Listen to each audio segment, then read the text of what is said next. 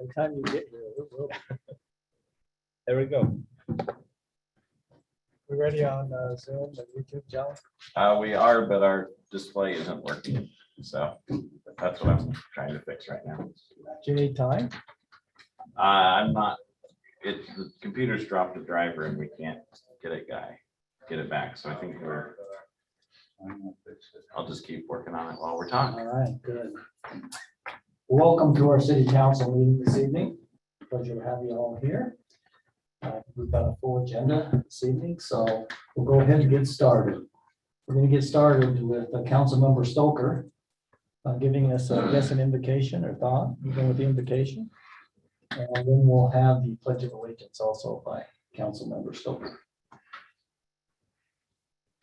Father in heaven, we're grateful that we can be here tonight and discuss the issues of the city, and pray that we will be able to come to decisions that will be beneficial for our residents and for our city. And we're grateful for this great city that we have to live in, and also the citizens and the residents who do their part in making our city great and being willing to help.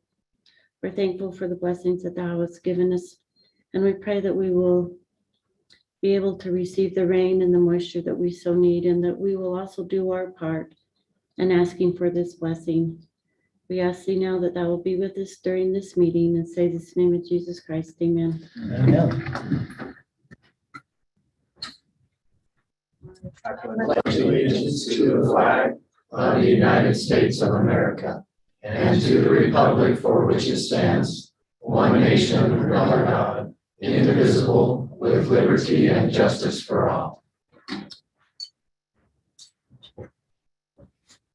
Thank you, Councilmember Stoker. That's appreciated. At this point in time, my council, I think you've had a chance to review the agenda. Are there any conflicts of interest that you're concerned about you'd like to disclose at this point in time? All right, seeing none, we'll move on then to item number 2, which is a discussion or action to consider approving the May 11th, 2021 City Council meeting minutes. Everyone have a chance to look through those. Are there any corrections or comments? All right, I'd look for a motion then to approve the May 11th, 2021 City Council meeting minutes. So moved. So moved by Councilmember Ekstrom. Do we have a second? Second. Second by Councilmember Stoker. Any further discussion? All those in favor of approving the May 11th, 2021 council meeting minutes, please say aye. Aye. Any opposed? Item number 3 is the approval of the May 25th, 2021 City Council meeting minutes. Does anyone have any corrections to those? Seeing none, then I'd look for a motion of approval. I move that we approve May 25th, 2021 City Council meeting. Thank you, Councilmember Severin. Do we have a second? Second. Councilmember Barker, thank you. Any further discussion? All right, at this point in time, then we will ask for a approval of the motion. All those in favor say aye. Aye. Any opposed? All right, we'll move on to item number 4 on our agenda, which is public comments. And just as a reminder, you can limit your comments to 3 minutes. And if you would state your name and if you're a resident of North Ogden, we would appreciate it. So we'll now start with public comments. Those who have here or on Zoom. John, if you'd watch that. Brenda Ashtown, North Ogden. I'm going to get this over with fast. I talked to you about the fence on 300 East, and I was wrong. I did talk to another neighbor that said he remembered the city said they would put up the fence, but it was up to the owners to maintain and keep the fence in repair. I'd like to tell you, I am so sick of road construction. I cannot go out of my house, and in any direction I go, I have road construction.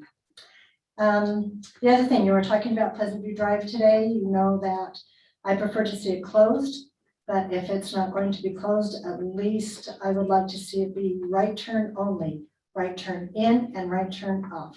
Thank you. Thank you.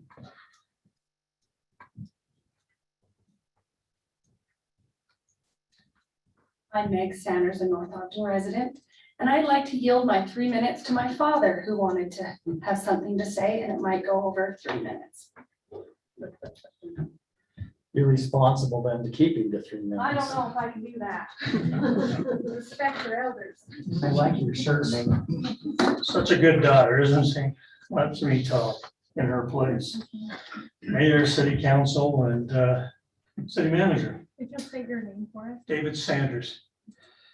My name is David Sanders. I've been a North Ogden resident for 12 years. I've lived close to this area for 43 years. I was Lieutenant Colonel in Army Special Forces, and along with our sister services. They're just like this Navy SEALs and the Marines Force Recon. I was a member of the most elite fighting force in the world. In that experience, I learned to evaluate risk and taking measures to mitigate those risks. I also learned that all missions rarely go as planned. So in the planning process, we had to consider permutations of the original plan and as much as possible, every conceivable event that could upset those plans and actions we would take if they did occur. To not do so would have fatal consequences or lead to a national embarrassment. So I tell you these bona fides because every year around October 10th, our secondary water is turned off. Almost every year I see my trees, shrubs, perennials, and lawn become dangerously stressed. Because I'm a horticulturist and a master gardener, I have complained to Pineview Water Systems about this. And this year I was informed secondary water was to be turned off August 1st, which is about 2 weeks from now. Upon learning that, my military skills kicked in, and I began to project outcomes and possible events.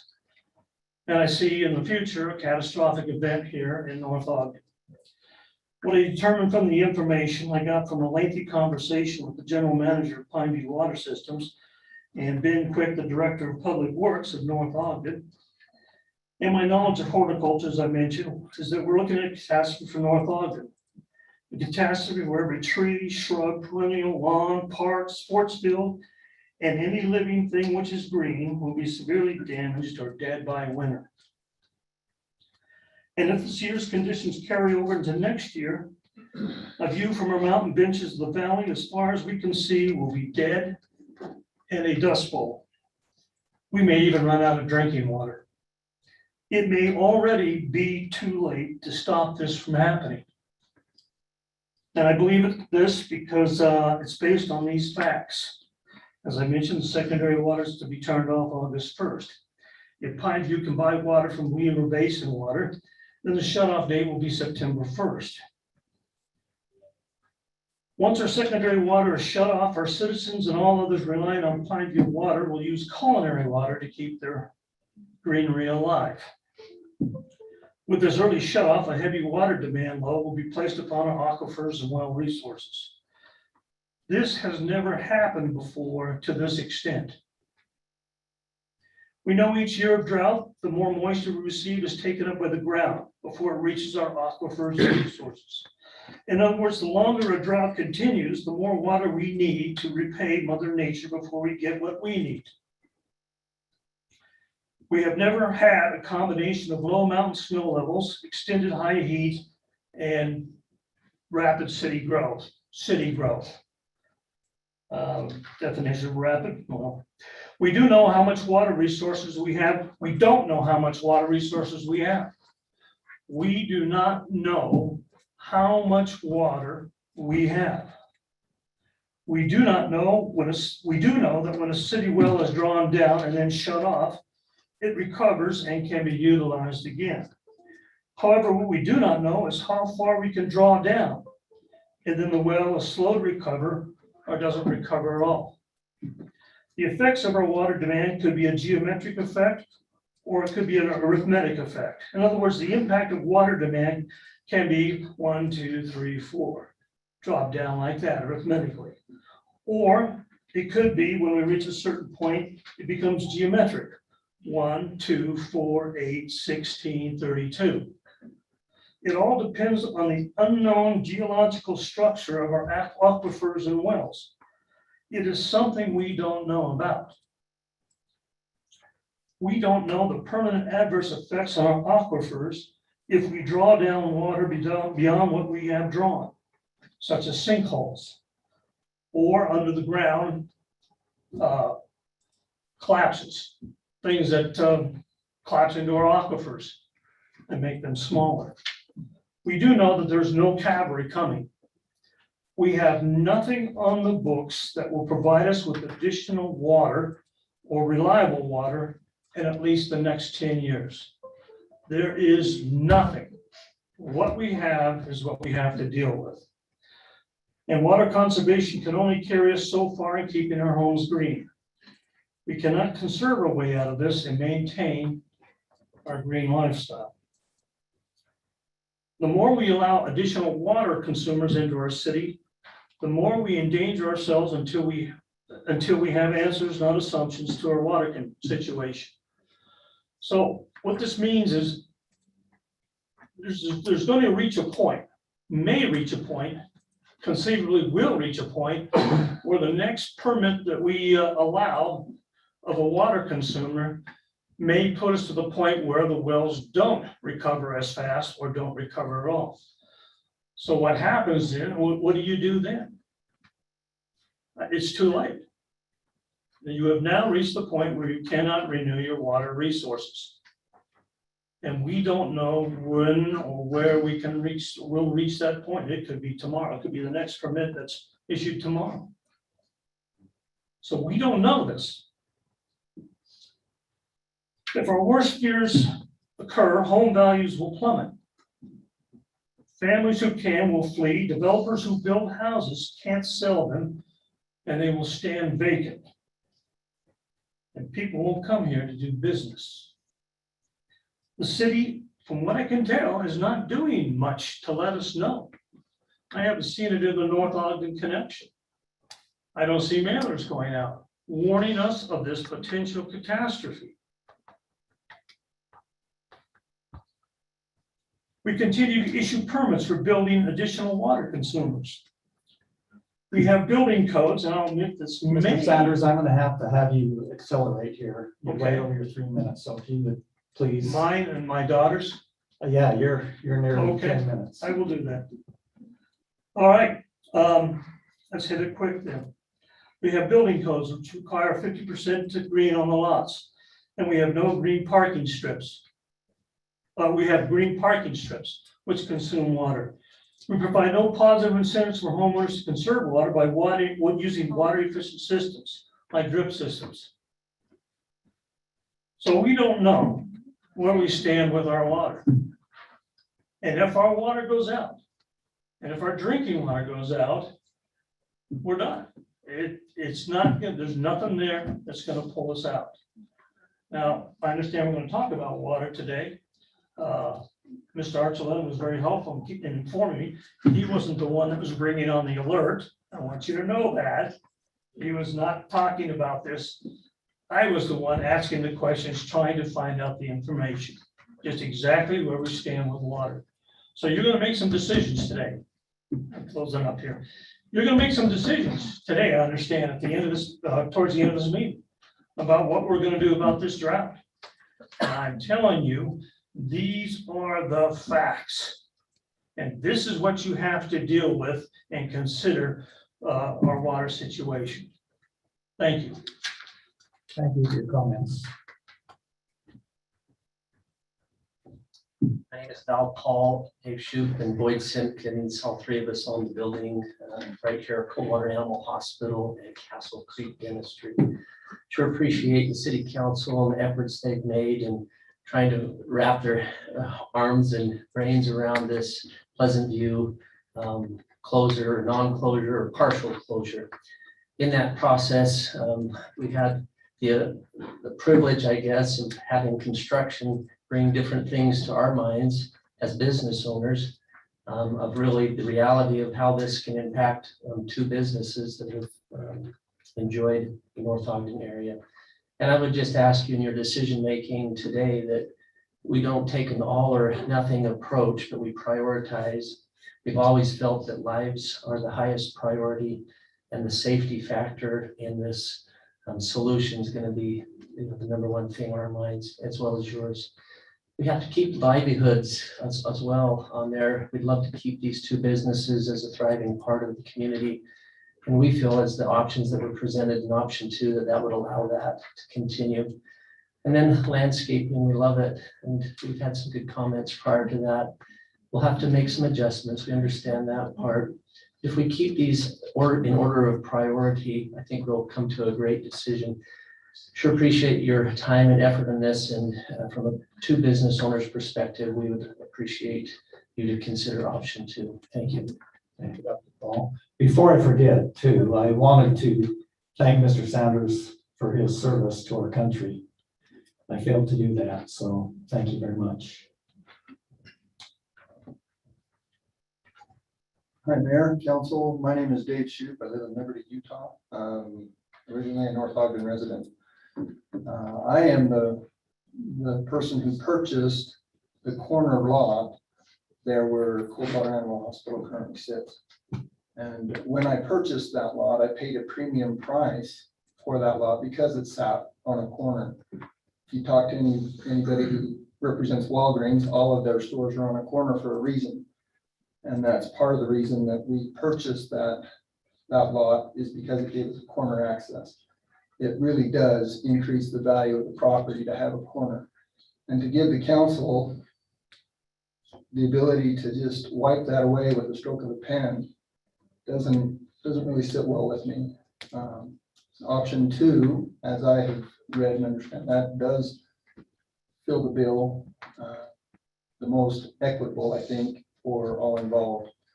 But so that in your decision-making process, I would ask you to consider that part of the reason that we purchased that land in the first place was because it sat on a corner. Thank you. Thank you.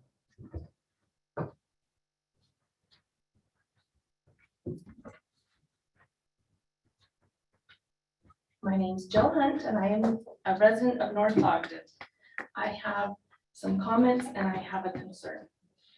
So the item of Pleasantview Drive, as a resident, only a resident, I know plans change and I know that the plan is to have the light on 300. However, I know plans change once information is given and new information, not the old. To have it completely closed and you're relying heavily on UDOT to regulate that light. And if you look at all the accidents on UDOT roads on 2700, it's crazy. I know that because I work for Pleasantview and I have to deal with the corner of 89 and 2700. The speeding on 27 is crazy.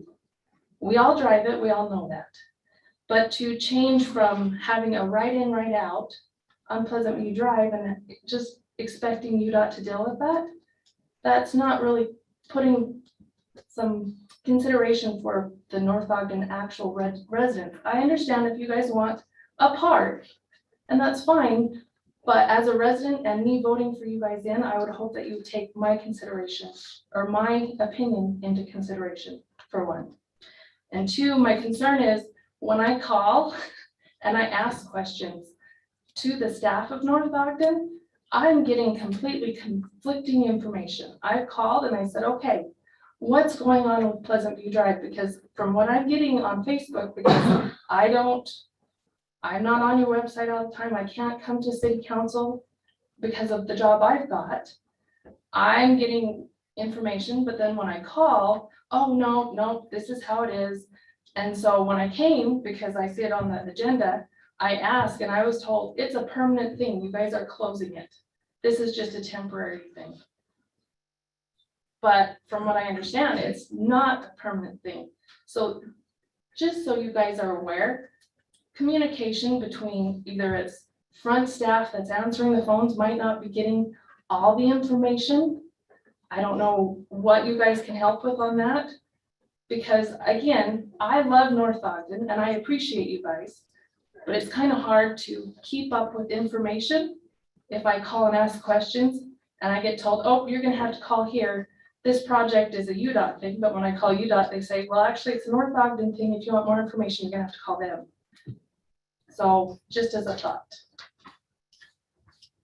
Thank you. Sandy Cochran, I am a North Ogden resident.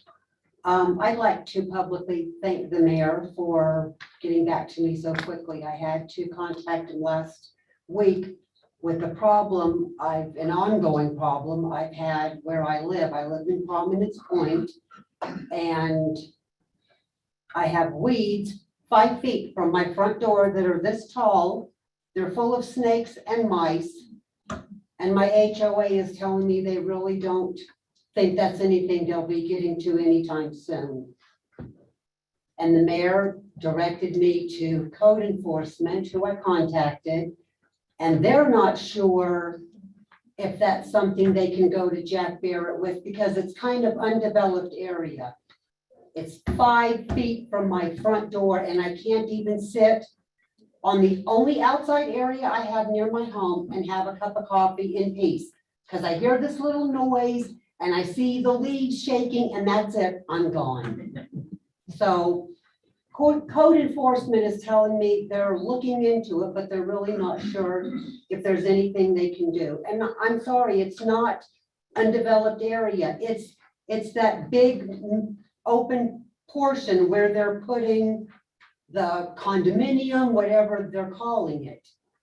That there are homes completely surrounding that circle. And I can't believe nothing can be done. The weeds are, some of them are so dry, they just crumble when you touch them. The fire hydrants around our community are buried in shrubs and weeds. But it's Jack Barrett. And it's honestly, our community feels like nothing ever happens when it's Jack Barrett. I am grateful you got back to me, though. I appreciate it. My husband served 25 years in the military, and I know when you contact the government, sometimes it's forever before you get a call back. And for you to call me that promptly, I'm extremely grateful. Thank you. Thank you. We do have the chief with us tonight who oversees code enforcement. So Chief, would you follow up on that? Because I think we have several dangers, including fire. So, okay.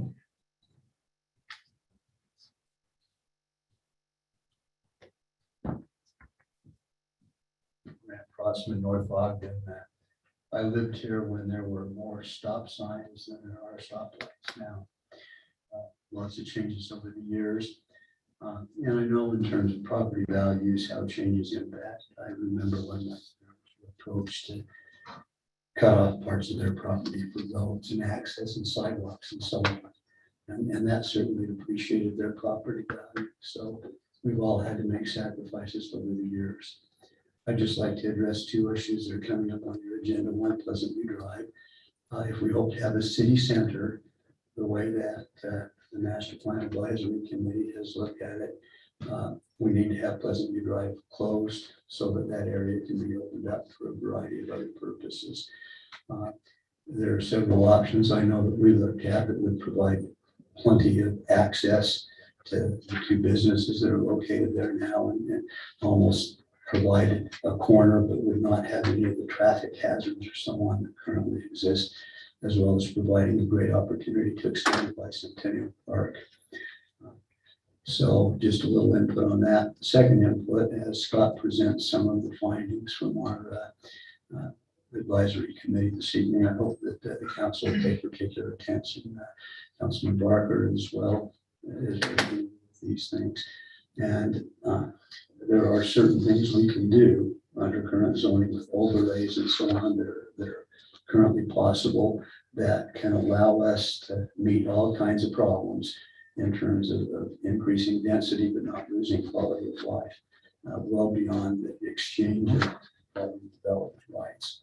And so I hope that this would create a paradigm shift for council members that it created for me as those options have been presented over time. Appreciate all of your service, and I sympathize with you. Thanks so much. Thanks, Grant. I wasn't going to stand up. Thank you, Grant. wasn't gonna stand up, but I thought I'll stand up and. You're gonna have to sit down. if you Say don't my state your thing name, here. Mr. Miller. I'm I can very say, well I can known. say that to Mark. Mark Miller, Pleasantview City.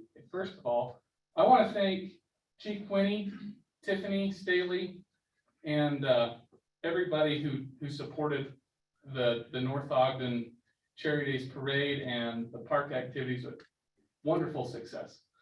And so thank you all. I'd also like to speak, since I live in Pleasantview, I'd like to speak to the closure of the road.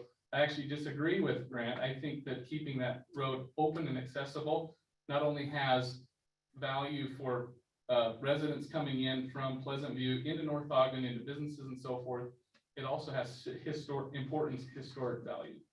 And it would be kind of sad for a lot of us who've been here a long time to see that closed. So I think the safety concern, maybe the left-hand turn heading north from Pleasantview Drive up, crossing 2 lanes of traffic, that might be something we could, no left-hand turn, but closing it down all the way together, I think is maybe an extreme thing to do. And I would actually recommend to keep the right-hand turn heading south from Pleasantview Drive open and coming down from 400, keep that right-hand turn coming into Pleasantview. So thank you all for your service. I know it's hard to take everything in, and it's a tough job. So thank you very much. Mr. Miller? Hello, Susan Clements, and I'm a North Ogden resident. It's good to be back here. It's wonderful. I've been watching this on Zoom for so long, and it's really crappy right now the last few weeks, and you've probably gotten a few complaints from people about how bad it is. So I thought I've got to come, I've got to be in person. And Mark Miller, thank you for doing that parade. I just live a half a block from 3100. It was so nice to walk down and do kids parade with my granddaughter, and then walk home and get a popsicle because we couldn't figure out where the line for the popsicles were. And then come back and sit down and watch parade. It was great. Thank you. Everybody I sat next to said we should do that again next year. I kind of thought maybe it'd be fun to do next year on Alberta Drive or on 1050 and kind of moving around. But one lady said it has more a hometown feel when it's on that smaller street. So anyway, it's good to be back and good to see all your smiling faces. Thank you. Good to have you back. Anyone else have comments this evening?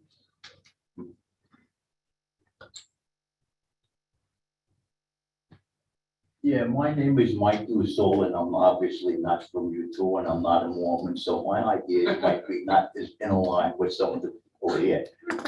But I've lived here for 29 and a half years. I'm blind in one eye. I don't see good.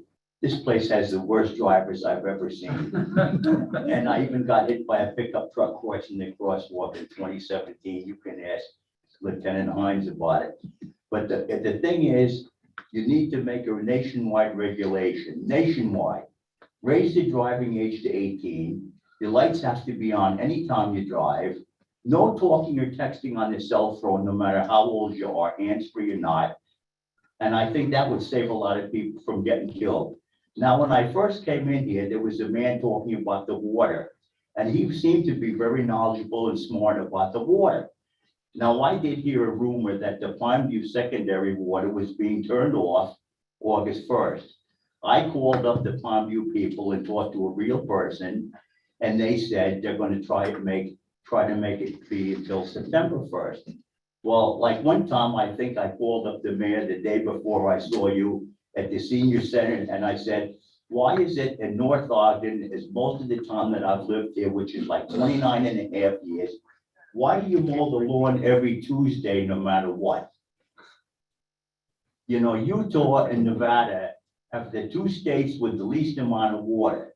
Whereas where I used to live, 100 miles north of New York City, in a little tiny town that's not even on most maps, my friend told me, so far this July, they got a foot of water. Now, if you want to make your grass grow longer, like I'm not a degree person or anything, but it's just some common sense things. You can talk to the Scott Fertilizer people that's been in business, but since before World War II time. They'll tell you, let your grass grow tall, whatever grass cuts off, just let it stay there, it rots into the ground and you get free fertilizer. And I think that man was talking about the water and stuff, that is very serious.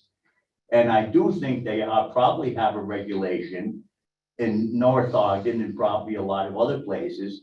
You're not allowed to use culinary water to water your lawn. I would think that was an extreme waste of water. Like where I used to live in New York, everybody has their own well. Some of the houses are over 200 years old. If the lawn goes brown, who cares? It'll come back. You're living in a desert climate. Your lawn is not going to look like a golf course. And I'm sure God is not going to punish you because you don't have a green lawn. Well, you have a safe day. Thank you. All right, any other comments? There are two on Zoom. Well, John was moving forward with them. First would be Julie Anderson.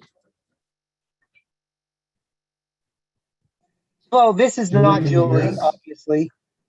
I was worried I wouldn't get called on. This is Dale Anderson, Julie's husband. Second.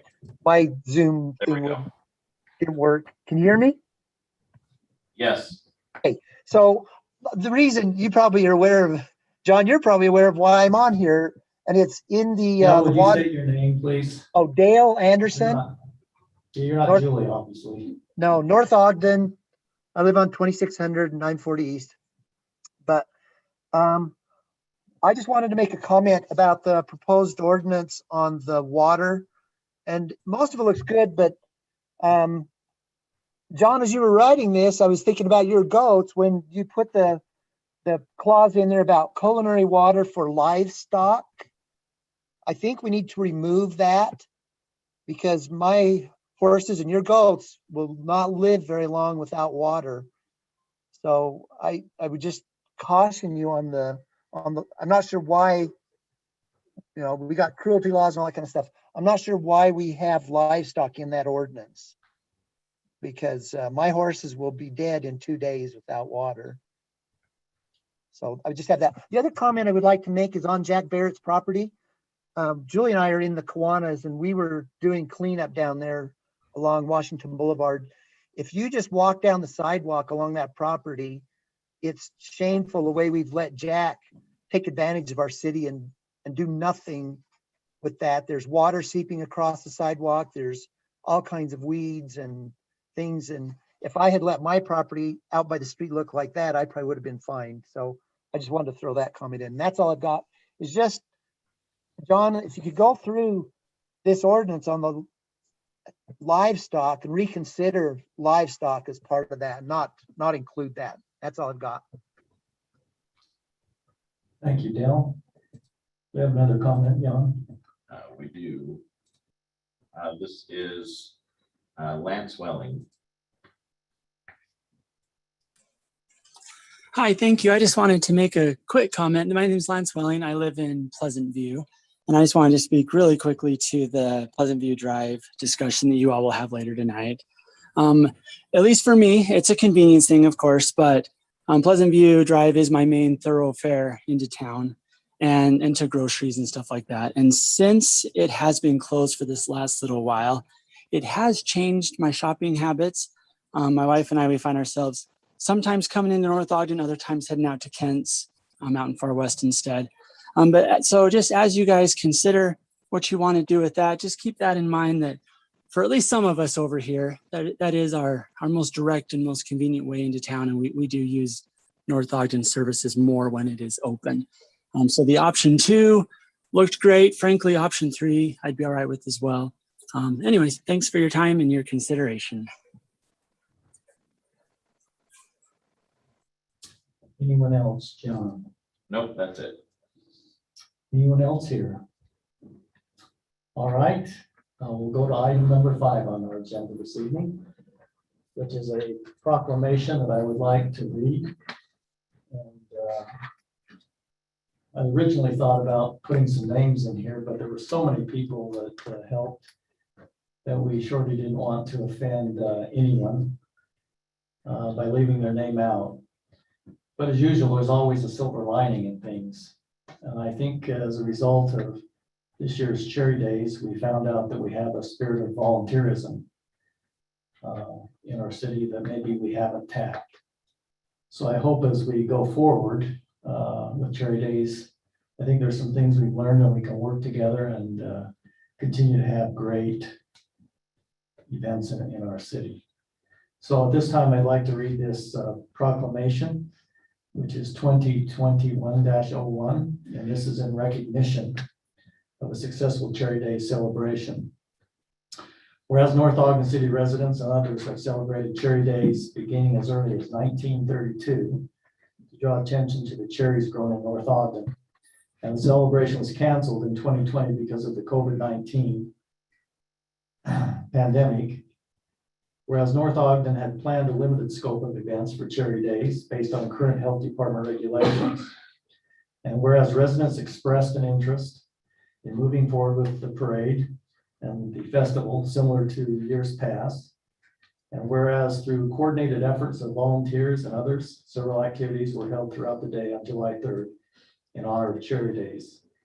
And whereas the City Council wishes to acknowledge the efforts of the individuals who put in the time and effort to make Cherry Days a success. Now therefore, the North Ogden City Council hereby recognizes the efforts of local businesses, prominent citizens, volunteers, employees in events, parks, recreation, public works, law enforcement, fire departments, and others who joined together to create a wide variety of events and activities for North Ogden residents and others to enjoy. The result was a success and an enjoyable day for all who were able to participate. The council looks forward to continued efforts in years to come to make each Cherry Days event the type of activity that creates a lifetime of memories and neighborhood connections possible. The North Ogden City Council is grateful for the efforts and hereby wishes to formally recognize those who dedicated their time, money, and efforts to this community building activity.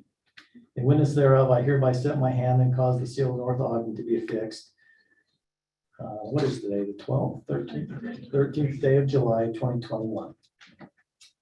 And let me express my personal thanks to those. Like I said, there's always a silver lining. And I think we found one. I think people had a great time on Cherry Days. And I think there's some things that we all learned that can enhance what we've done historically and make it better every year. So this will be signed by all the council members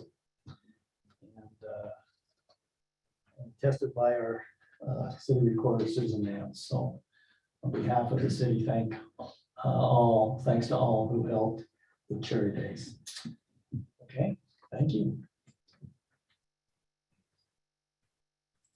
However, just to make sure that everyone will sign, I better have a voice vote here, just to make sure we don't have any objections to people signing. So Councilmember Extra, let's start with you. Well, Mayor, I move that we adopt Proclamation 2021-01, proclaiming recognition of the successful Cherry Day celebration. Okay, we have a motion. Second. And second by Councilmember Swanson. Any discussion? Did you have a I just want to say one thing. Everybody knows I was pretty much the lead in the silver lining. There's no secret to that. Sure. This turned out great. It really did. And I'm the first to admit you proved me wrong. And you did a great job, everybody. And I was excited to see it, and I'm excited to see it again next year. So good on you. All right. Hey, Mayor, Thank you. Councilmember Barker. I know it's not a motion, but can we cancel Cherry Days next year as well? Look what they did in a month or 2 months' time. Let's give them a whole year to plan. Well, I think there's something to that, Councilmember Barker. I think that this event ought to probably have more involvement from the citizens. It started out as a citizen event. And I think our intentions is to have a very coordinated effort going forward. But we'll get more than a month. How's that? Councilmember Stoker. I do just want to add my thanks. It was a really great day, and I think everybody had a great time. I know I did, even though it was really, really hot. So I really want to add my thanks to all the hard work and effort that each one of you did. Thank you very much. Any comments? Okay, we have a motion. We have a second. All those in favor of the proclamation, please say aye. Aye. Looks like everyone will be signing. And I just want to say my role in this was filling up Councilmember Swanson's bag of water, helping him find hoses as he's squirted the citizens along the route, which they thoroughly enjoyed. But that was my contribution, just looking for hoses that could fill up this water bag. So, all right. Let's move on to item number 6 on our agenda. This will be John Call, our city manager, and he'll be talking to us about appointing a city treasurer. John? Thank you, Mayor. So council, as you're aware, we have had some changes in department heads. And with that, the recommendation from me as the city manager and ultimately from the mayor, I think he can add his recommendation for treasurer. The idea would be that, Bryce Nelson would take over as city treasurer. He's currently our administrative services manager. And then Jamie Jones would be taking on the role of finance director. That one doesn't require an appointment or anything from the council, but the treasurer does. And so that's what I would recommend, and the mayor can add his thoughts to it, but the idea would be Bryce would be taking on as treasurer so that Jamie could move on to a different role. John, just to clarify, Bryce will also be retaining his current assignments of That's correct. there. So it's not an additional employee. This is actually, I think, being more efficient. So council, any discussion? All right, I look for a motion then to appoint Bryce Nelson as the city treasurer. Do we have a motion? Mayor, I move that we appoint Bryce Nelson as the city treasurer. Thank you, Councilman Severing. Do we have a second? I'll second. Second by Councilmember Ekstrom. Any further discussion? Seeing none, then I'll look for a roll call vote. Councilmember Stoker, Yes. Councilmember Ekstrom, Yes. Councilmember Swanson, Yes. Councilmember Barker, Yes. and Councilmember Severing. Yes. All right, unanimous. Thanks, Bryce. Look forward to working with you as we move forward.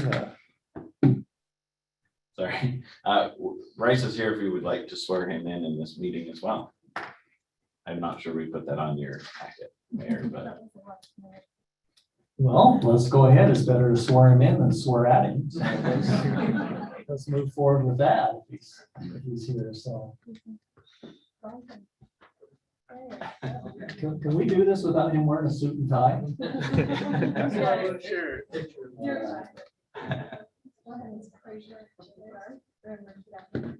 I do solemnly swear I do solemnly swear that I will support, that I will support, obey, and defend the the Constitution Constitution of the United States of the United States and the Constitution and the Constitution of this state, of this state, and that I will discharge and I will discharge the duties the duties of my office of my office with fidelity. with fidelity.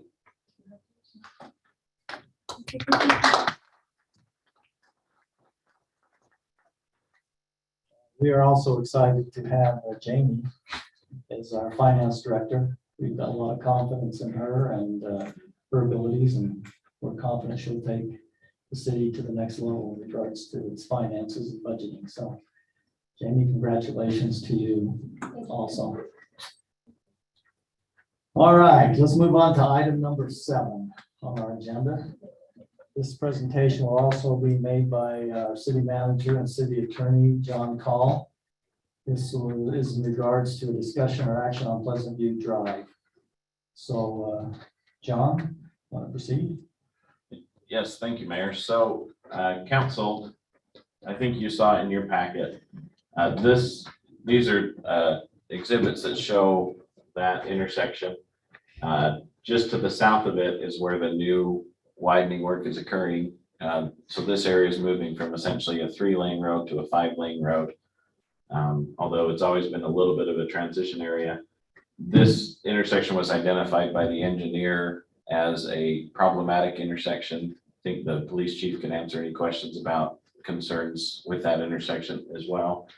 Obviously, there was a side benefit in the discussion of this intersection of possibly the expansion of Bicentennial Park. And so in the discussions as the council's had over the past several months, I think going back all the way to November or December, the council identified that they would like to look at options associated with closing the road or modifying the movements in that intersection. I believe the council did at least one vote or reached a conclusion in one intersection that they would like to see the options brought back for what it would look like as a fully closed intersection, as well as the other options for right in, right out only, or just a right out option.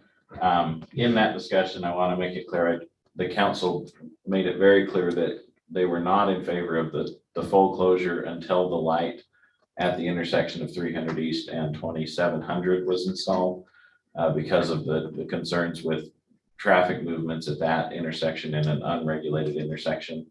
And so really, I think what staff is looking for feedback from the council on tonight is, of the two options, which is option 2 or option 3, what the council would like to see done as part of the completion of the project that's being performed right now with the widening, so that we can get the designs to the contractor and get it finalized, so that when the intersection or when the whole road opens back up, we've addressed the left-hand movement concerns. Lauren is here, who can answer questions about that. We've also got Public Works Director and Police Chief here to answer questions.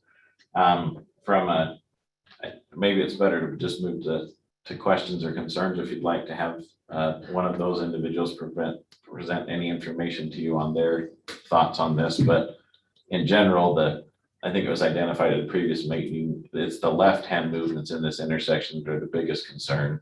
But we could rehash that or answer questions about that if the council would like. Council, how would you like to approach this? You want to hear from the chief, the engineer, or? All three. All right. Let's start with you, Lauren. Come up and give us your words of advice. Their advice, their best recommendation. So we had Jones and Associates prepare these little exhibits, and I reviewed them, made a few little modifications to them. But we are going to be making some improvements on Pleasantview Drive with this project.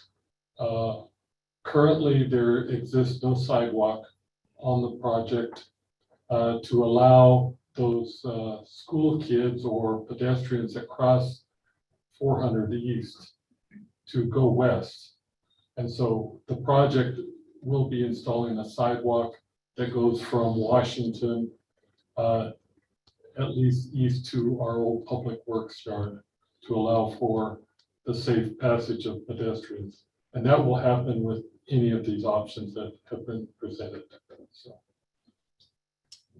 Do you have a recommendation, Lauren, or just? The option 2 with the left in or right in, right out covers most of the issues. It does prohibit vehicles to go through across to 2650. That's probably my preferred option, although the ride out only is also an acceptable one. So definitely the closure, complete closure does cause some problems at 2700 and 300 East because it's unregulated currently. So until such time as a street light or a traffic signal is installed in that location, probably not wise to completely close it. Council, any other questions for Lauren? Lauren, what side the sidewalk going on? It will be going on the north side. That's where the current crossing area is, and it will continue to the west. We will not be installing any sidewalk currently on the west side of 400 East. We will have a new sidewalk all the way up on the east side though. Any other questions for Lauren? I've got a question. I'm looking at. Councilmember Ekstrom, go ahead. Yes, thank you. Sorry, sometimes I just start blurting out.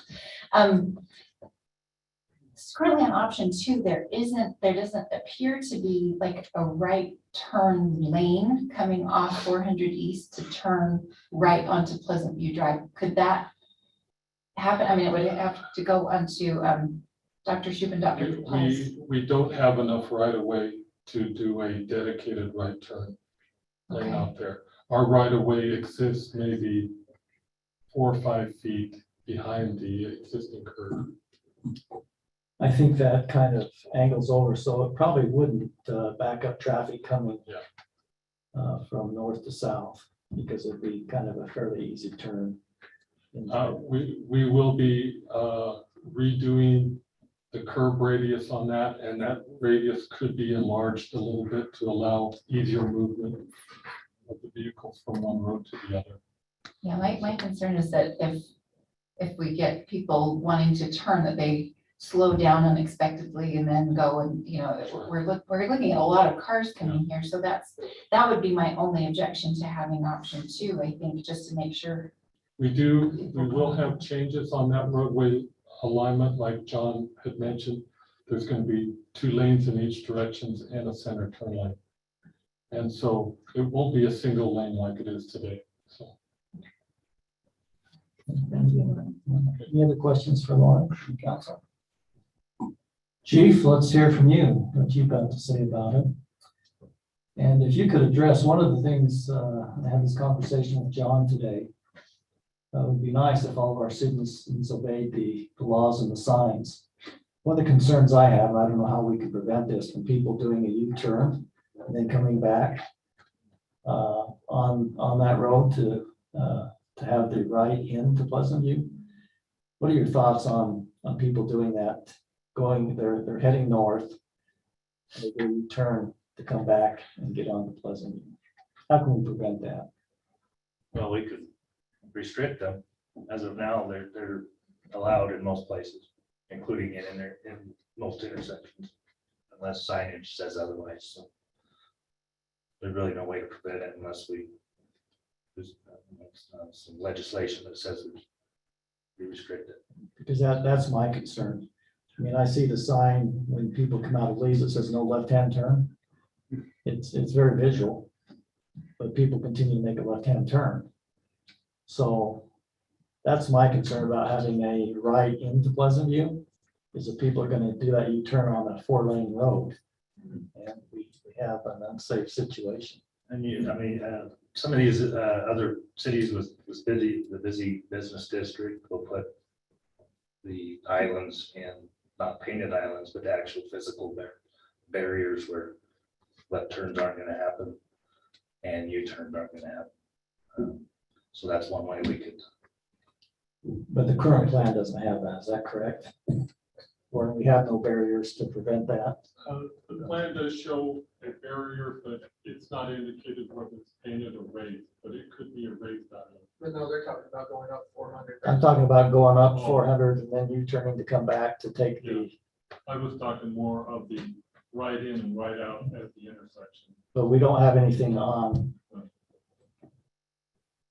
If you put in a physical barrier, you'll see people just going, even residents that have to live on the other side of the road, making a legal U-turn to get back to be able to make a right turn into either their driveway or Pleasantview Drive. One of my sons spent a few years in the Philippines. When he came back, he described to me their driving over there. And that's exactly what between 2600 and Pleasantview Drive reminds me of, is what he described is in the Philippines. It's organized chaos. They don't crash somehow. And you can sit there and watch that during the busy times of the day. And most of it is people attempting to make left-hand turns. either from northbound Washington into Lee's or onto Pleasantview Drive, especially now that it's restricted. And it's gonna become even worse when it's, when we increase from 2 lanes to 4 above 2650. And so another concern I have is westbound traffic from 2650, being able to cross traffic and make that left-hand turn. I think we're gonna see some T-bone accidents if that's allowed. Unless we can make that a right-hand turn or somehow eventually get some kind of traffic light that can regulate left-hand turns from 2650. And then another concern is the pedestrian traffic. Fortunately, right now, we only have a couple of kids that use that crosswalk to get to school. But I've seen some of the proposed developments. I could easily go to 12, 15, or 20. Some of those developments. So something we need to think about as well. And as far as recommendations go, anything that limits having to cross lanes of traffic, which basically would limit it to right-hand turn limits. Any other questions of Chief Quinney? Thank you, Chief. Dave?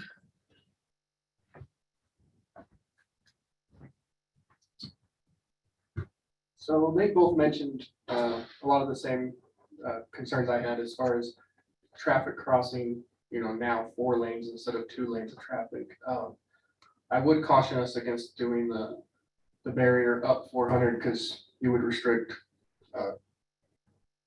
being able to go into the animal hospital or any of those houses if you were heading northbound, or if you were heading southbound trying to come into the other businesses on the corner as well. So that's the problem with those islands, is that, you're forcing the traffic to go all the way up to turn around somewhere, or have to go all the way around the block to get to some of these businesses. But yeah, I'm with Chief in the fact that, I'm okay with any of the proposals that restrict that traffic from going all the way across, or making left-hand turns up the hills. Any questions for Dave? Lauren, just one question, Dave, maybe you can chime in on this. The way that intersection is set up, it would prohibit somebody from trying to shoot across from 2650 and enter Pleasantview Drive. Is that correct? They'd have to kind of go up and. They couldn't make a straight shot. They'd have to wiggle around. They'd have to wiggle around if there's a right in. Yeah, so we could design the island there to the point where it would be harder. My concern is forcing people up to make a U-turn across 4 lanes of traffic to get on the end to Pleasantview Drive. I mean, it makes the most sense, but we're talking about this for safety reasons. And, maybe we give it a try and see what people do. But Chief? Just to clarify, a legal U-turn in this situation, once it's a 5-lane, would be from the center median, not across the entire length of the road. So pull into the center median, and when safe to do so, a U-turn Across 2 lanes, right? Yeah. People coming down the hill. Yeah, right. All right, council, you've had a chance to hear from the experts. Let's open it up for discussion. Councilman Barker? Of these options, I like option 2 best. I do have one question. I don't know who's more qualified or who wants to answer. I'm not opposed to a left-hand turn onto Pleasantview Drive. We have a turn lane there, and we want to close down turning left onto Pleasantview Drive, but we can turn left into Lee's. It just seems to me, if we're turning into Lee's, why are we stopping Pleasantview Drive left-hand turns? I guess the biggest thing was to prevent that from 2650 all the way across, because if we do cut that island off to the point where they can make that left-hand turn, now you're opening that lane of traffic from 2650 all the way across. Right, and I understand it'd be more, I don't know.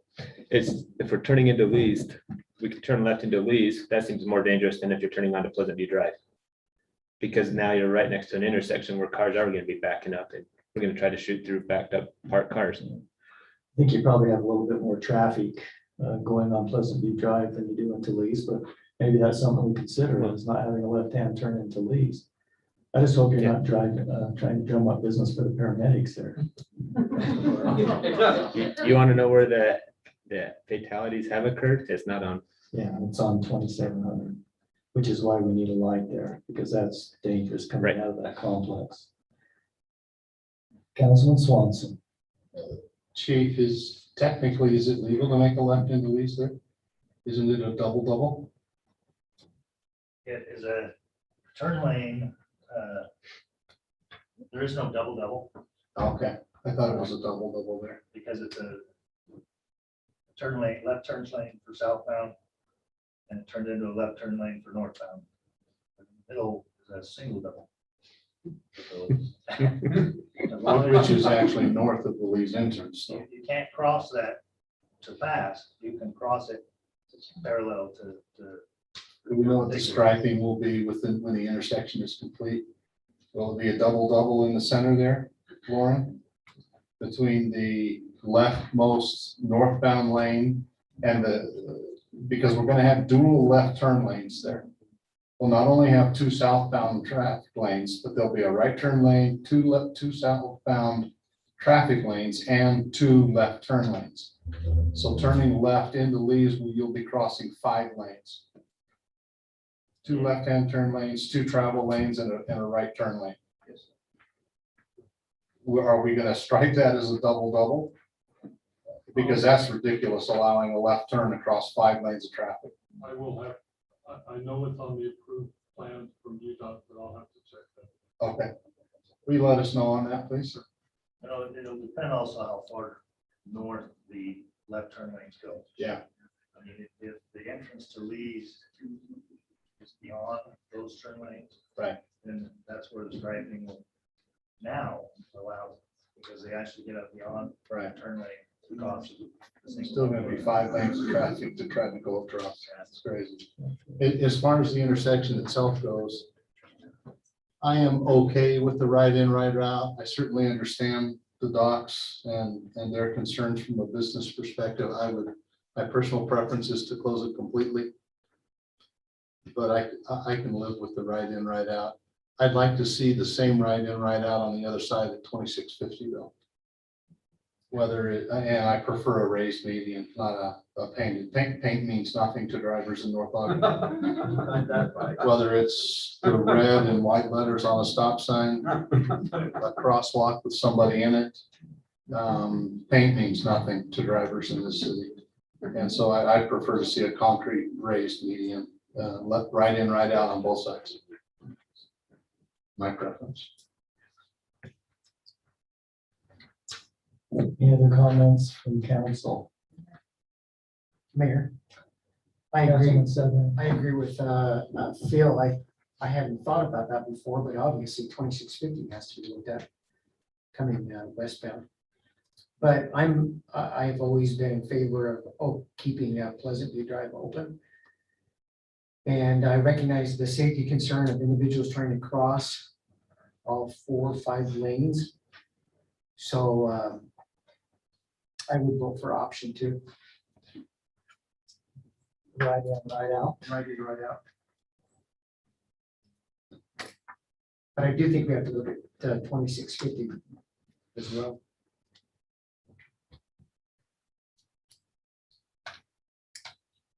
Councilmember Stoker, if you're looking like you have something to say.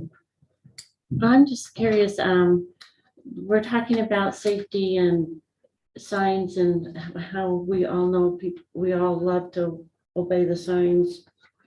Would there be a point like we have up 2600 where they can push a flasher to get cars to stop, especially on that 2650 at one place or another, especially with the development that will come and more people are probably going to cross through that intersection? Not so much the north and south traffic, because I don't know how well that would work out, but there needs to be something on one of those.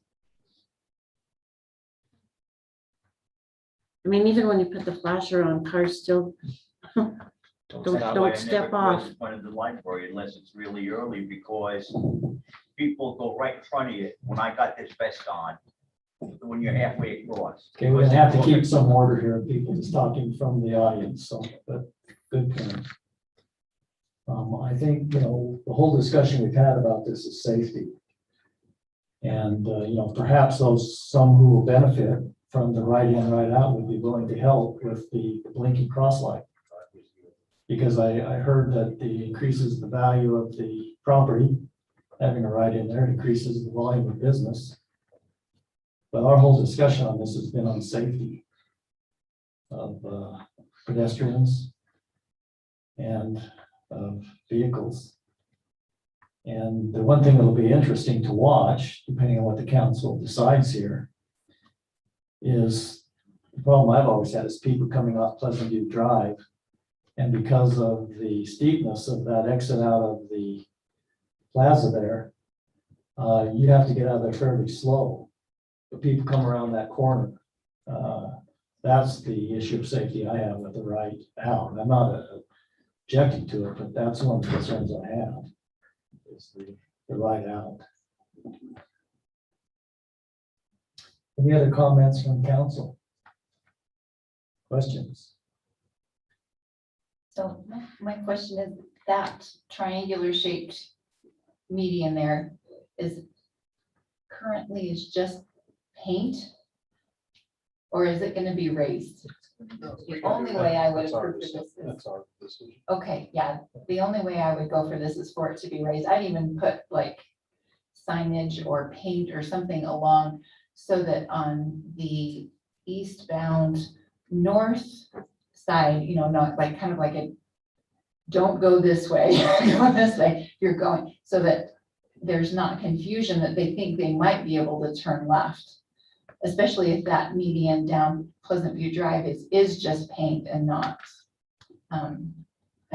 raised. And unless we're gonna raise that also. I think the discussion we had this morning is that it be raised. That'd be raised also, okay. Somehow, I'd like to see that because you can see that somebody can attempt to straight across to Councilman Swanson's point from 2650 across to Pleasantview Drive. They're crossing what, 5 lanes? At that point, yeah. So how do we prevent that, Lauren, from people thinking they can, we can put up a sign, but we know how those work. Can we put the same triangular shaped median, barrier, I don't know if it's called median, on 2650, just so it's like right. So because then they're really gonna have to do some finagling, not that I wouldn't put it past people, but at least maybe they would attempt a legal right turn and then a legal U-turn and then a legal right turn again. Well, as Councilman Swanson pointed out, coming off 2650 and making a left-hand turn to go south creates quite a bit of issues there trying to cross that.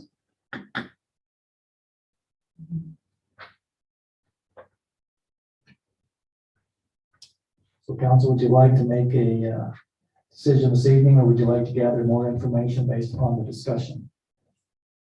John, what time frame do we have in regards to construction to get them an answer? So it's a pretty simple design, but we'd like to do it here in the next couple of weeks so that they can start preparing for it, because they're going to be getting ready to tear up that side of the road in 4 weeks. Dave, is that about right? I mean, they're already down to 2780 with curbing, so. So, yeah. The next few weeks, for sure. Councilmember Swanson. I'll make a motion to approve option 2, right in, right out at Pleasantview Drive with the same right out, right in, right out design on the opposite side of 2650 with both medians being raised curb and gutter height, maybe with a planter or something in there so that they look somewhat nice. I second that. Okay, let me just ask a question. Yes, sir. How do we address the concern with the U-turn? Would that entail prohibiting a U-turn? I'll amend my motion and include no U-turn signs from 2650 to 2850 Alberta Drive. Well, that could be a revenue generator, so. Not that that's our goal. People are gonna use our locks, turn. Once again, and Dave, I need you, if people want to make comments, come to the podium. Actually, point of order would be public comments are closed.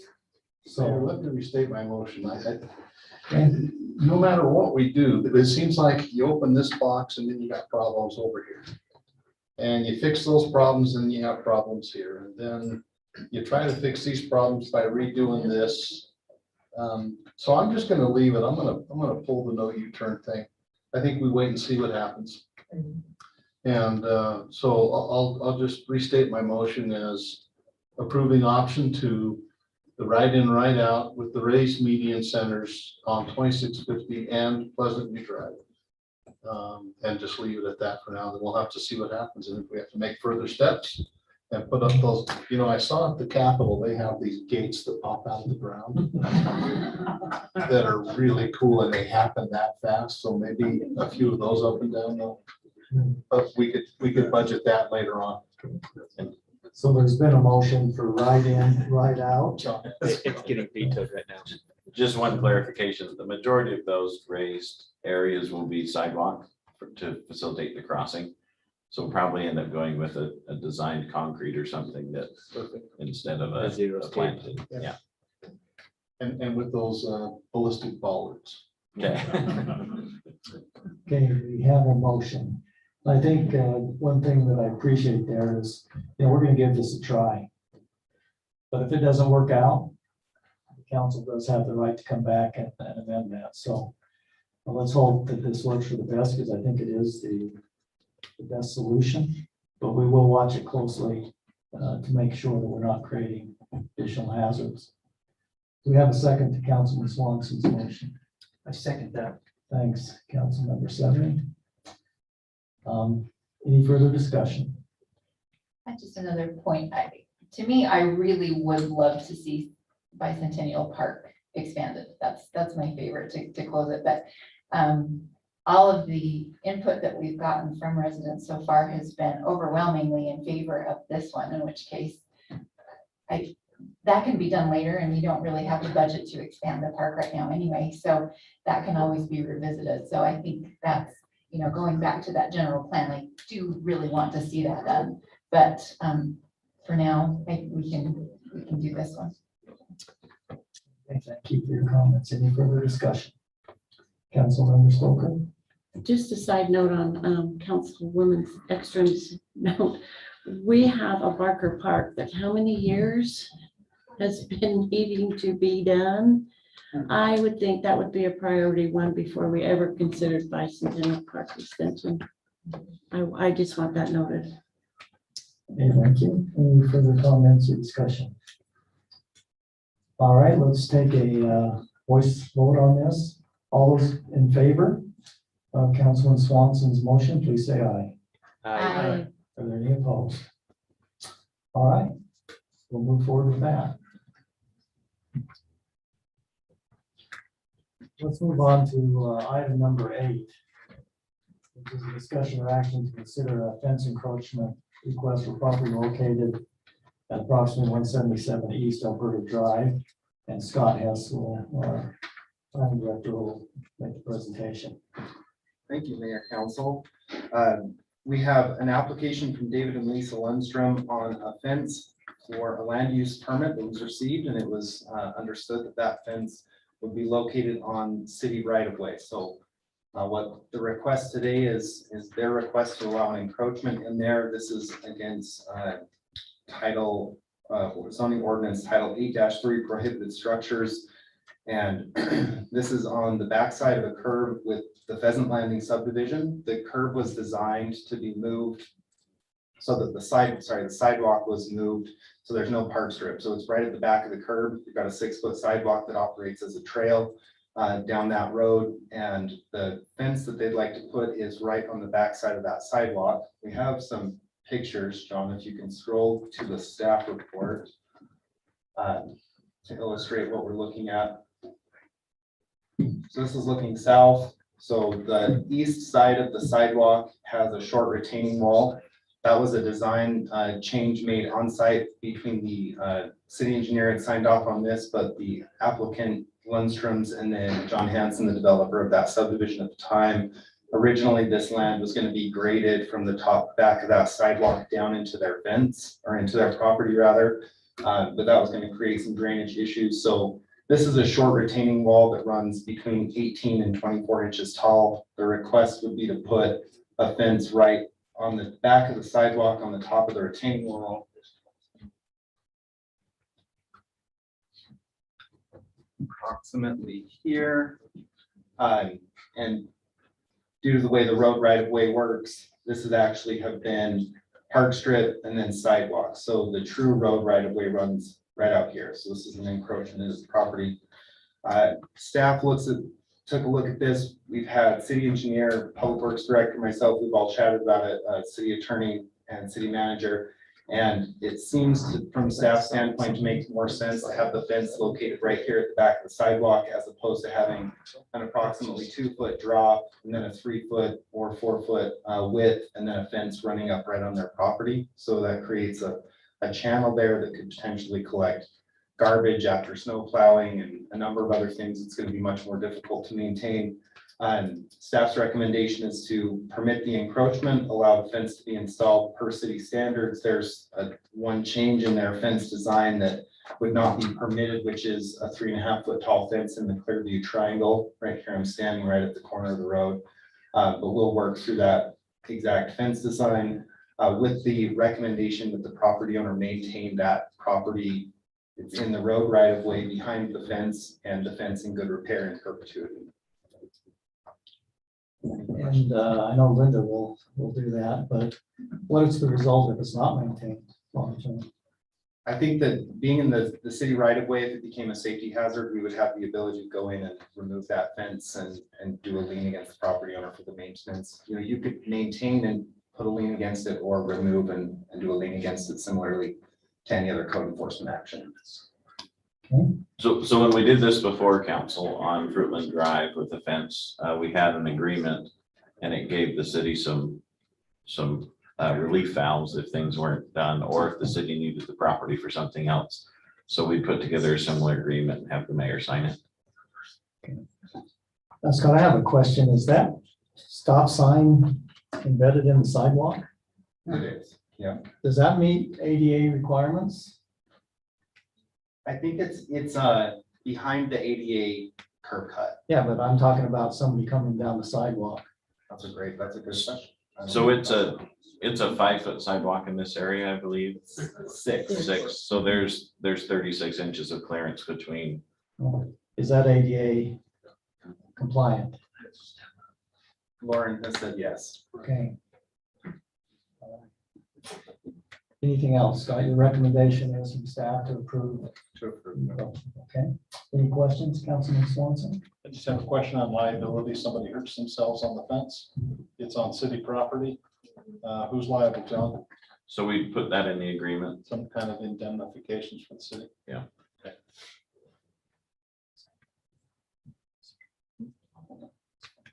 Any other comments from council? I have a Council quick member question. Ekstrom? On the retaining wall down, so the fence is gonna run along the retaining wall. And then is it gonna drop down or is they gonna keep the same level of fence so that it maintains, so there's gonna be a shorter fence on the retaining wall and then drop down, or is the fence actually gonna drop down? No, it's difficult to see, but just around the corner here, the next property owner over where the subdivision has been created, and I don't know, John, if you scroll down, I think there's one more picture a little bit further south. Here, that sidewalk stays at an even level. There's going to be a gate right here that's access into the Lundstrom's backyard. And then the next property owner's property is actually level. So the issue with this is that you have an existing home, a new subdivision with the road grading and the new balancing and grading on the site that's created the Lundstrom's property to be kind of in a hole there on the corner in the front. So the fence would stay at one level if it were all on that retaining wall. Any other questions or comments? Seeing none, I would look then for a motion to allow the fence encroachment as recommended by council. That's staff. Mayor, I move that we allow the fence encroachment as proposed. Thank you, Councilmember Exton. Do we have a second? I second that. Second by Councilmember Severing. Any further discussion? Looks like we need a roll call vote on this according to our city recorder. Councilman Barker, let's start with you. Yes. Councilmember Stoker, Yes. Councilmember Swanson, Yes. Councilmember Severing, Yes. and Councilmember Exton. Yes. Thank you. All right, we look forward to a nice looking fence there. All right, we'll move on to item number 9. Scott, we'll hear from you again regarding our general plan committee report. Councilmember Barker, would you like to say anything first or just have me? Go ahead. Okay. All right, John, if you'll scroll down through the staff report, I just, we're early in the meeting, so I just have a brief 60 to 90 minute presentation. You could be here by yourself.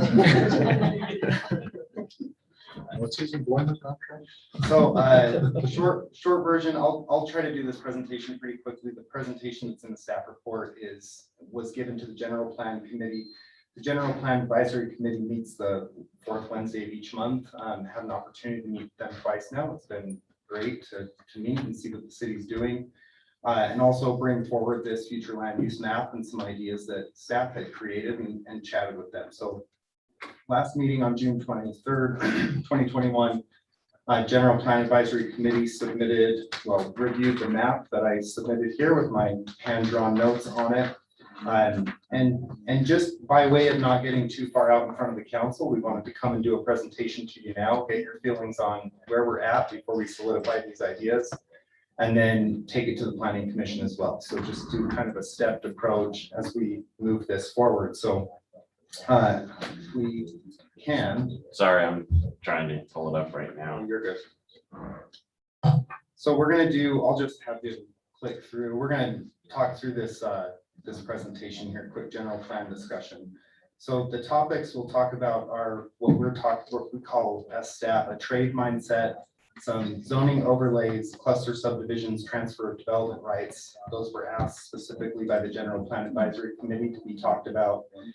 Some North Ogden growth areas that staff sees, and then hit moderate income housing real briefly.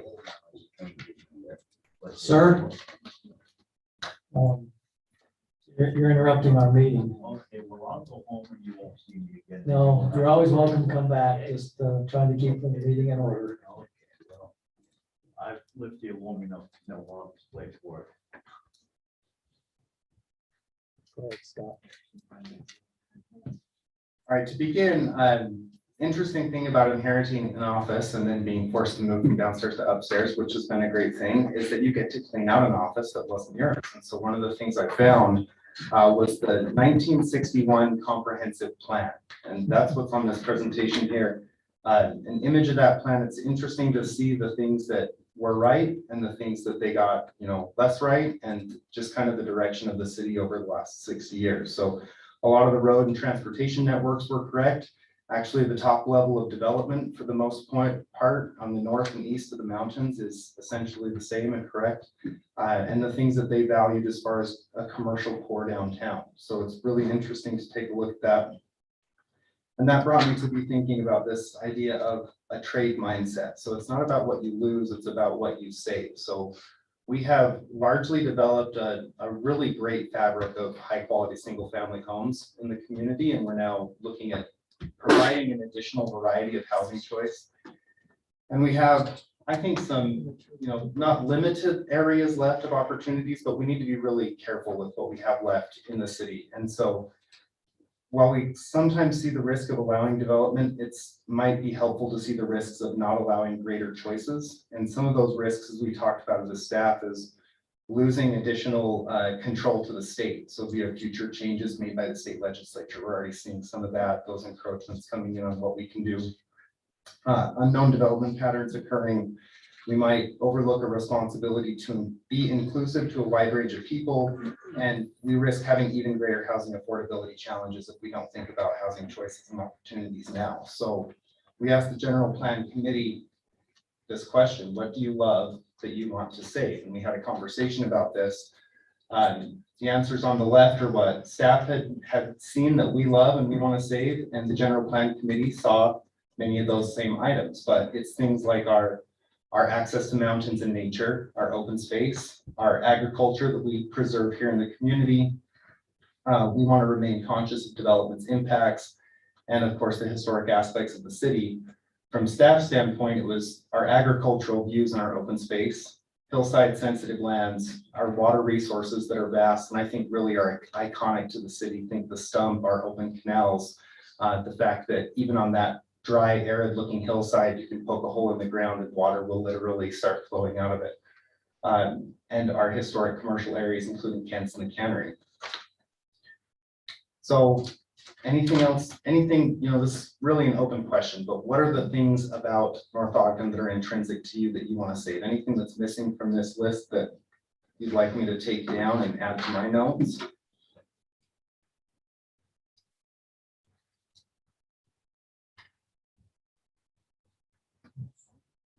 Councilmember Ekstrom, looks like you have a comment. I mean, when I think about North Ogden, to me, it's like this preservation of feeling between, among the residents. And what you're talking about, like having that be encouraged.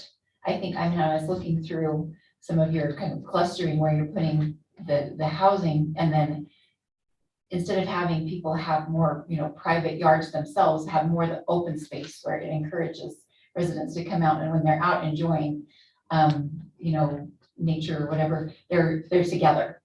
We moved into our home and we put up, a fence was already on one side because our neighbors had a pool, and then the backside was done, and then we put up a fence between us and our neighbors, and then the trees grew up, and it's like we never see them anymore. And I miss that, and I don't like that segregation. And so I love what you're kind of looking at where, and especially as families are kind of smaller, at least it seems to be the trend that they're liking smaller dwellings, and then, kind of more open spaces and more common amenities. So that I really, that speaks to my heart as far as keeping North Ogden connected with the residents, with neighbors. So that's to me what I really want to preserve about the North Ogden feeling. We talked about that in the parade where it was just so much smaller. We just didn't have so many people. So it was it had that kind of community feel where you could be right next to each other. Which is cool. Anything else?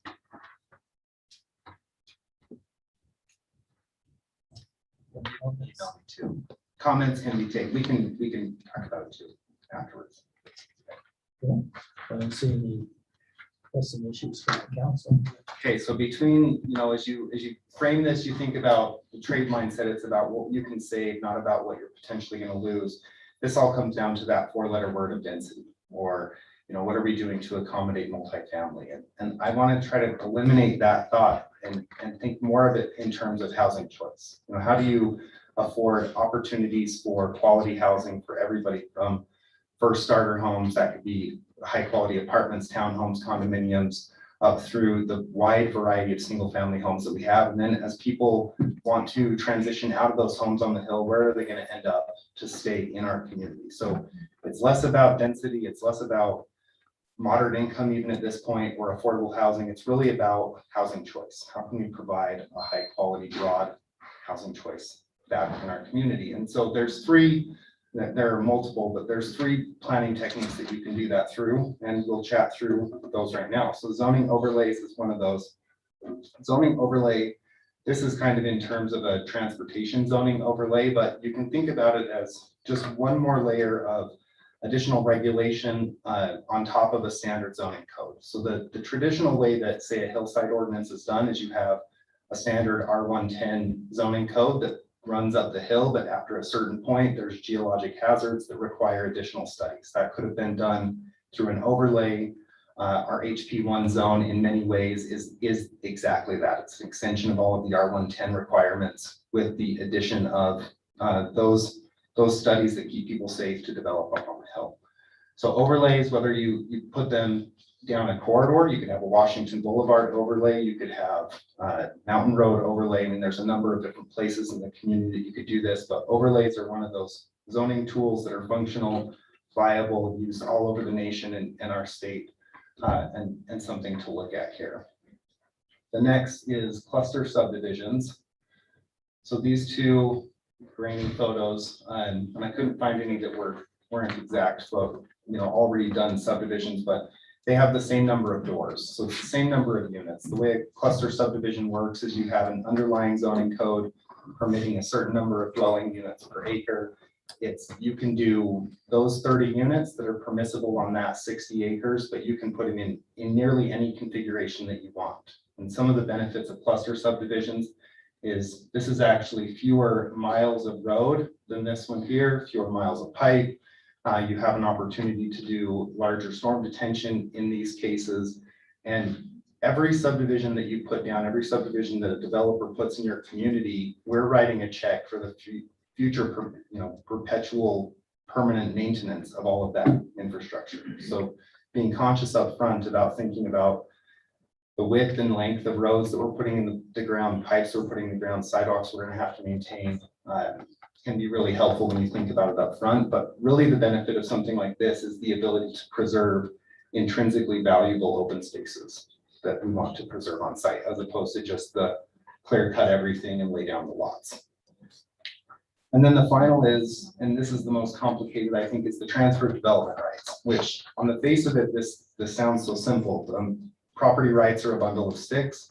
One of those is a right to develop that piece of property.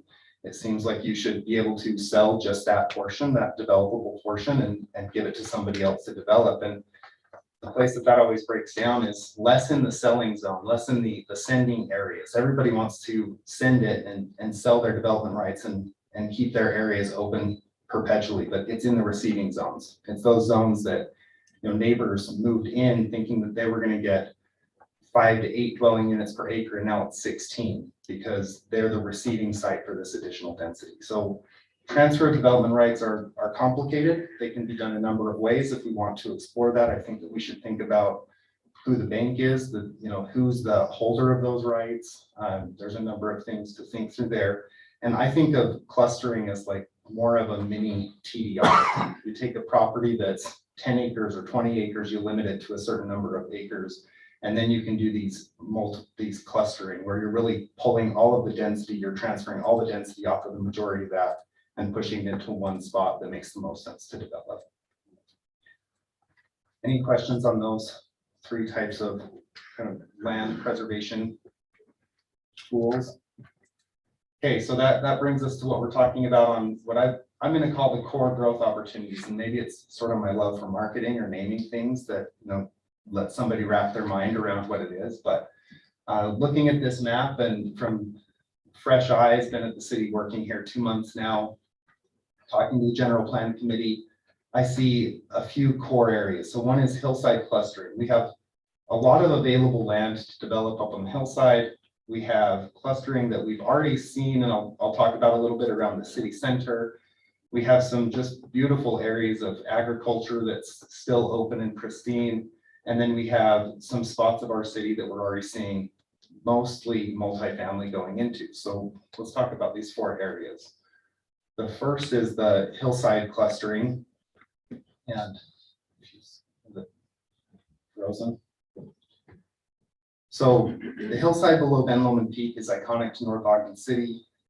There's a clear line of grasses and scrub oak that is visible across the valley when looking south to north. I grew up in South Weber. I've driven down the hill, down Washington Boulevard into Ogden thousands of times, and you see that beautiful bench across in North Ogden that's just iconic to the city. This area, the majority of it is privately owned and could be developed within Weber County at approximately 1 acre lots. But the developer's also been discussing the possibility of annexing into North Ogden.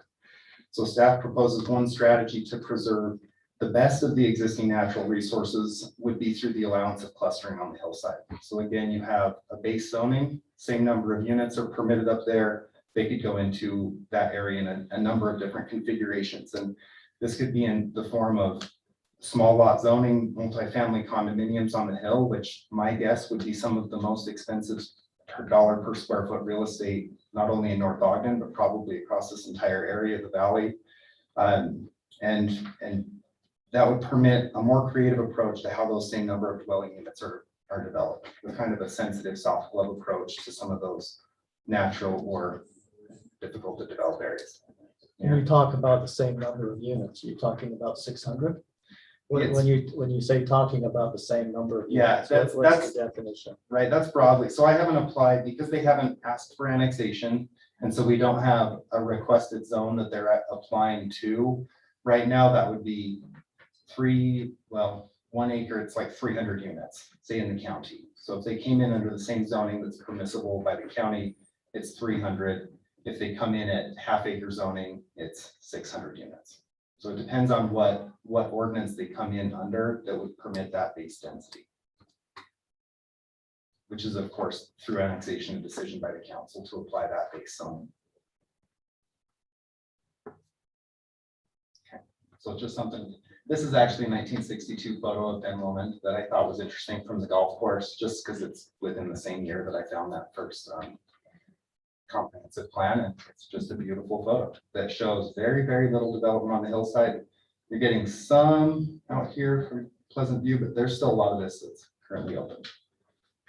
Okay, the next area that I'd like to talk about, and I think this provides a really important opportunity for the city, is what I'm going to call city center. So this is really about maximizing the accessibility of our existing commercial core and government services, including library, city hall, where we are, senior center south of us.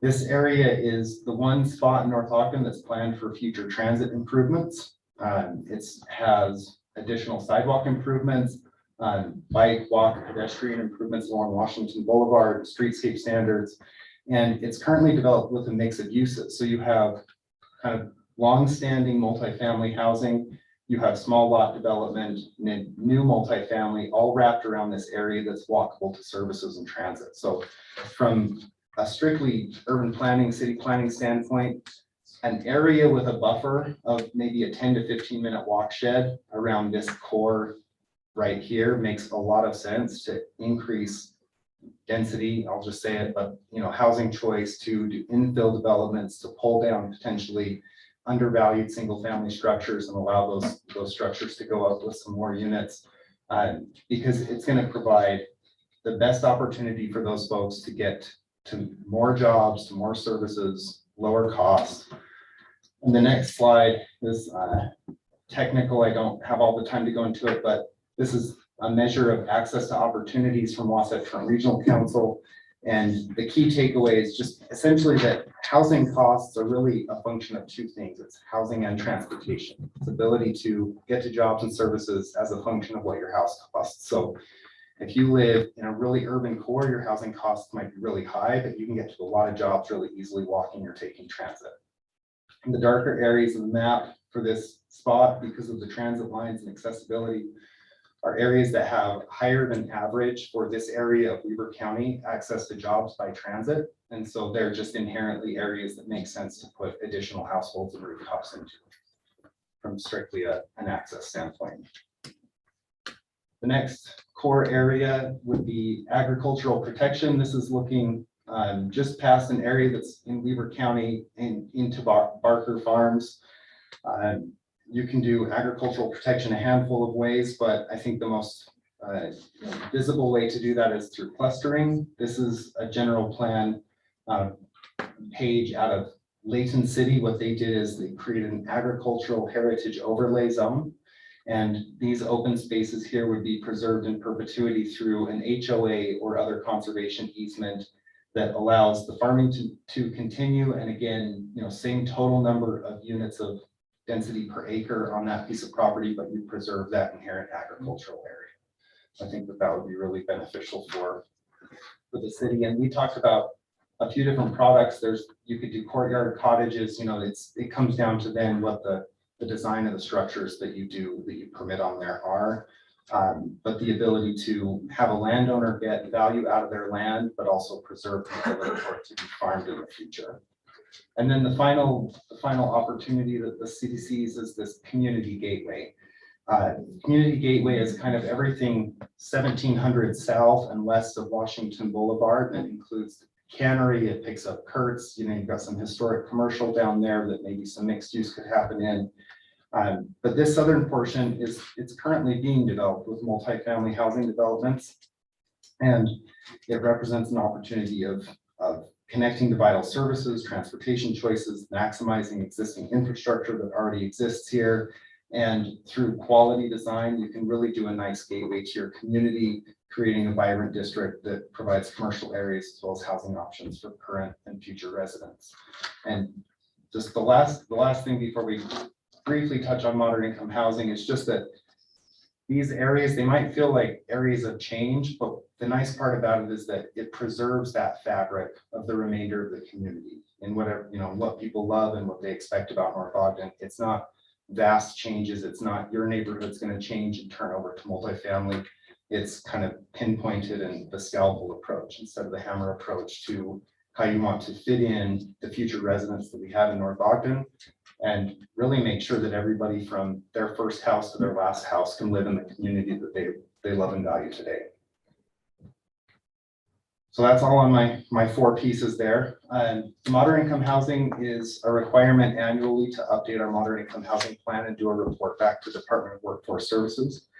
I'm closing on a house on Friday, thankfully, but I have been looking for houses and it took 11 written offers.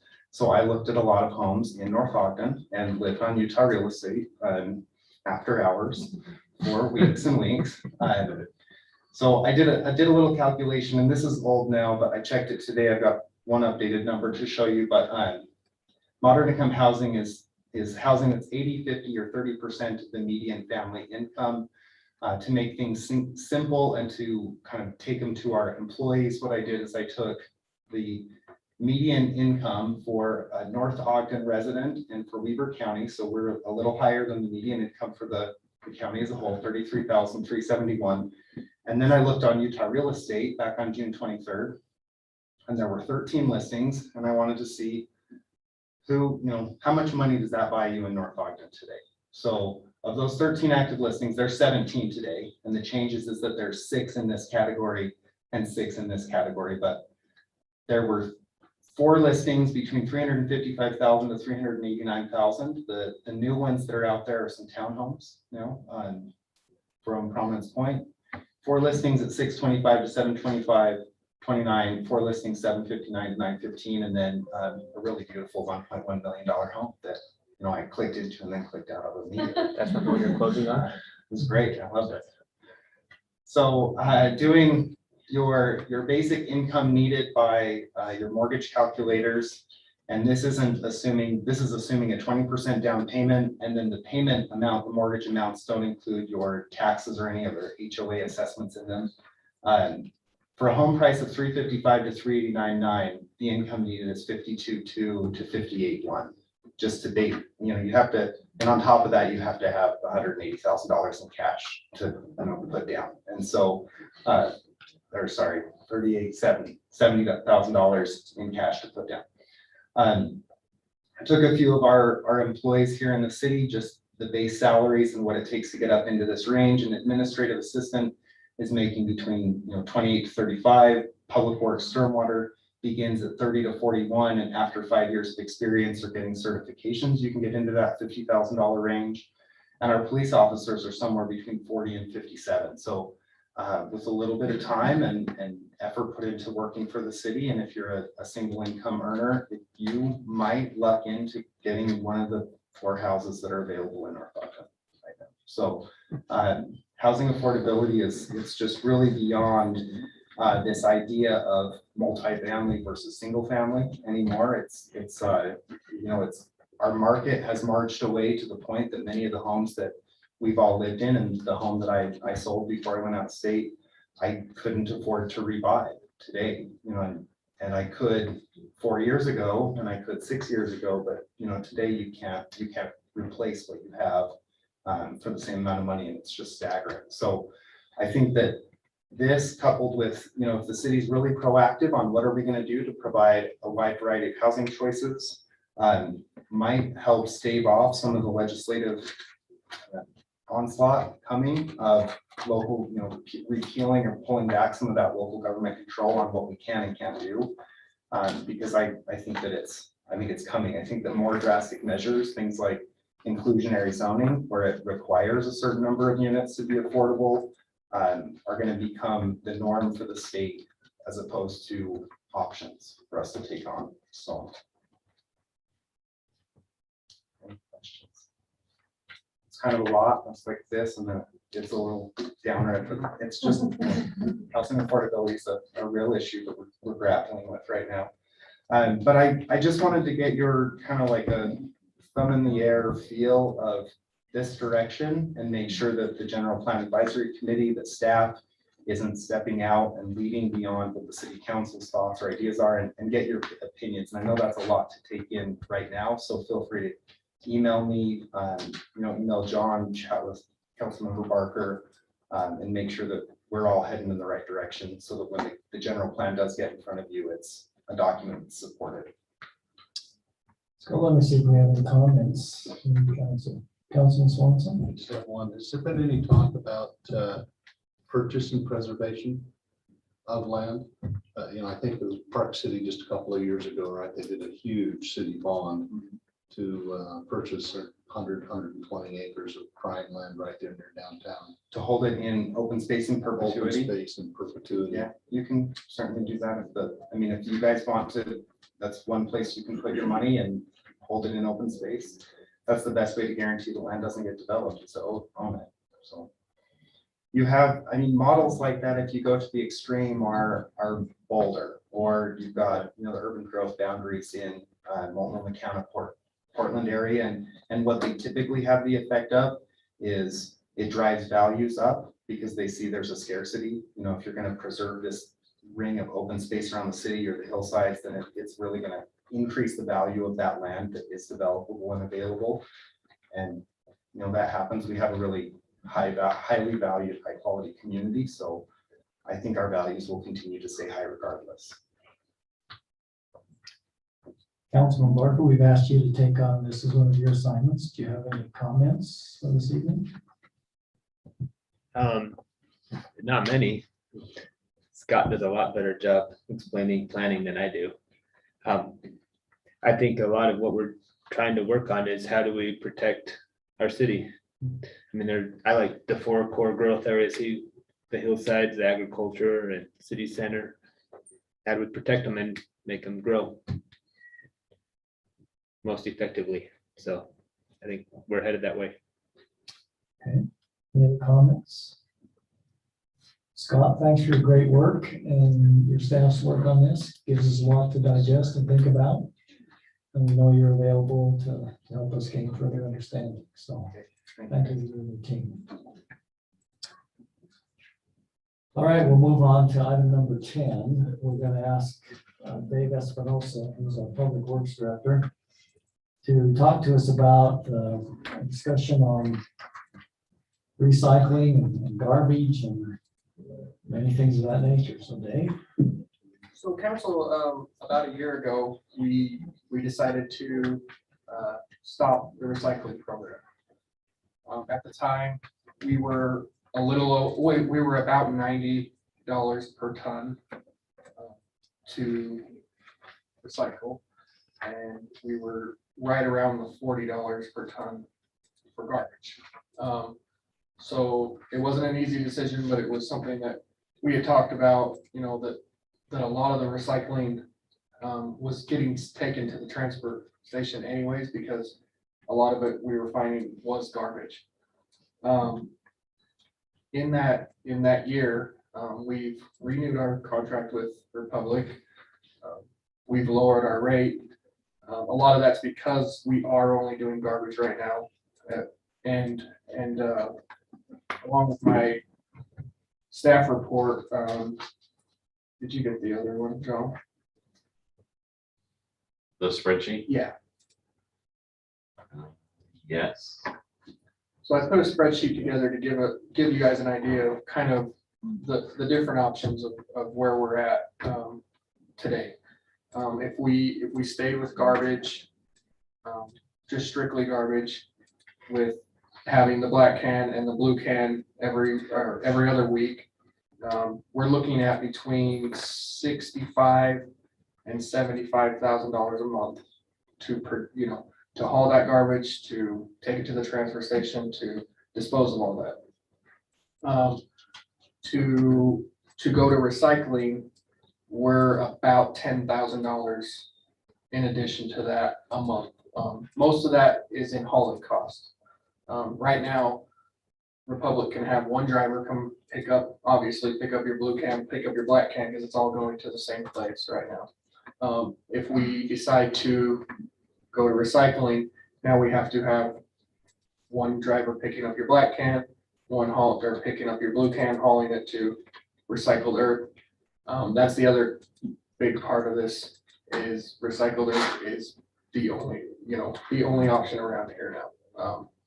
With recycling, having it, its ups and downs and the volatility of recycling, kind of the rest of them have went away. And so I was able to talk to Ogden City. They restarted their recycling program in March. Right now, recycling is at about $55 a ton. So it has came down a lot, but you can see in the slide that that's not what makes up most of our costs for the city. It's the hauling, because you're separating the trucks, you're bringing on more drivers, more manpower. And so, this was based off of, you can see this is based off of, you go down just a little bit, John. So this was based off of the $90 a ton, but like I said, it's at 55. But I mean, if you cut that in half, you're saving a couple $1,000s a month. The biggest cost is in the hauling. It goes from $42,000 to about $51,000 per month. So that's where most of your money is, in the $9,000. A couple of the concerns from a staff perspective of going back to recycling is, how do we get that word back out? What kind of enforcement can we do to, me and Brian took a ride around, and, that blue can's being used for grass clippings for some people, and there's still a lot of people. I was very surprised that there's a lot of people that are still putting the exact same things they put in 1 year ago today. The cardboard, they're trying to still have that separation, so that if we do go back, that they can move forward, right? But what are those different options you want us to do as far as looking at that? So like I said, I mean, we're talking about a $10,000 difference from non-recycling to recycling. So in my mind, there's about 3 different options. We can keep doing what we're doing, stay with the garbage program. That will be our cost. If we move forward and go to the recycling program, you can add about $10,000 onto any cost that we have monthly in hauling and disposal of the recycling. And the third option is we do more of the recycling dumpsters. So right now, we do just the one over at the old public workshop. It costs us about $480 a month to do that. So do we want to pick 5 or 6 spots in our city, make it, make sure we have camera? That one, it's been very good. If it has been contaminated, we found out how and who. We have cameras over there that, it's actually been really productive. We talked to the Republic and the recycling plant, and for the most part, it's been good stuff that's actually getting brought to them. I think the cameras really do make a big difference. So do we do something like this and put them in a few parks and a few different parking lots in different parts of the city? So those are kind of the 3 options brought back to you guys is, do we do the same thing we're doing, go back to recycling, and And sorry, to add to that, if we do go back to recycling, we don't feel like we can absorb that $120,000 in the waste department. That, that's gonna be something that we are gonna have to pass on to the citizens in their utility billing, right? So, those are the different options. Hey, didn't we have a problem when we were doing recycle with the definition of what could go in recycling? And that was part of our problem, is it was causing most of that stuff to go to the dump. Do you see a way to rectify that situation? I mean, just education. I mean, we're gonna have, if we decide to go back to recycling, we are going to have to do a big educational campaign. Obviously, to tell everybody we're going back to recycling, right? Make sure that all people know that to stop using that blue dumpster for your garbage and those kind of things, but as well as what can you put in those things and how do we get that out? We've talked about doing different mailers, billboards, different things like that to get the word out, to get recycling back to where it is. But some of that's actually built into their cost as well. That's why, you see that Weaver County is about $40 a ton as of today. And like I said, recycled earth is about 55, and that's to absorb that they know that some of your waste is going to go back to the transfer station. So when they take that in, that's kind of that, that's where that cost is built into. The other thing, or the other part of that, about that was, like I said, the recycling industry is so vital that I talked to Ogden City. They're not letting them actually set up contracts. They're really close to having that done, but as of right now, they're going to, it's just kind of on whatever the market rate is, right? So they've seen that price come down as low as $47, and they've seen it go, up to $60 just since March. So, we'll have to be ready for that as well. Hey, just one other complexity. I believe we had a citizen that made a suggestion if we stay where we're at on the charging of the cans. Yes, sir. And maybe the council could understand that, because I think we committed to address that from the citizen. oh, absolutely. And it's a great point. What he brought up was, if you look at our fee schedule, a second black can is $20, right? A second blue can is only $5. Well, it only gets picked up every other week, but it's still not half of that price. So what the staff is saying is either we get rid of that second blue can and make some, if you want an additional can, you have to get a second black can, right? Or we raise that second blue can's price to at least half of what the cost of the second black can is, which is $10. I don't think we want all those blue cans back over at the Public Works facility either. Yeah, I was just talking to Stacy, it was like over 600 cans that we'd have to go pick up a second can. So, but what we could do is go put out a notice saying, hey, we're going to raise this price so it's equal with the second black can, and then find out who wants to turn it back in or who would just want to pay that additional cost.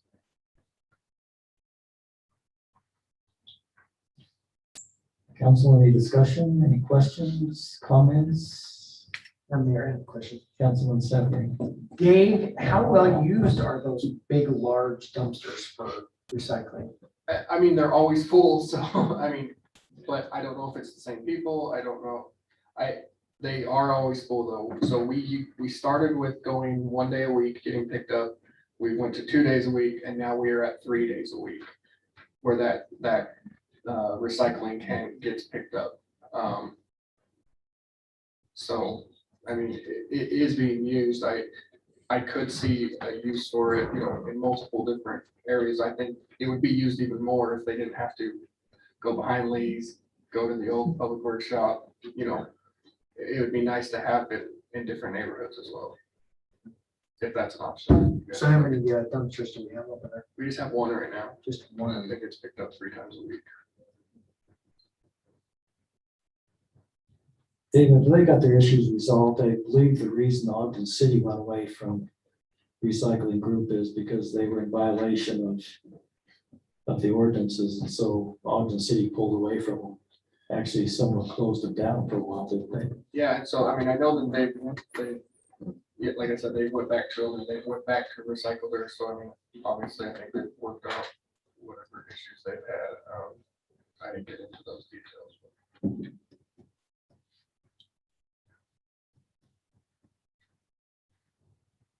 And I don't know if you can see it, the cost on here, it's about $2 to this, if we go back to recycling, it'd be about $2 to go back to recycling to the citizens. That includes education. Frankly, I'm amazed at the people in the city that think we're still recycling. I mean, there's a lot of them, and we try to make every effort to communicate. Councilman Barker. I'm not opposed to going back to recycling. I'd like to know, I don't know if there's any way to find out from our residents what if they'd be willing to take on that utility cost.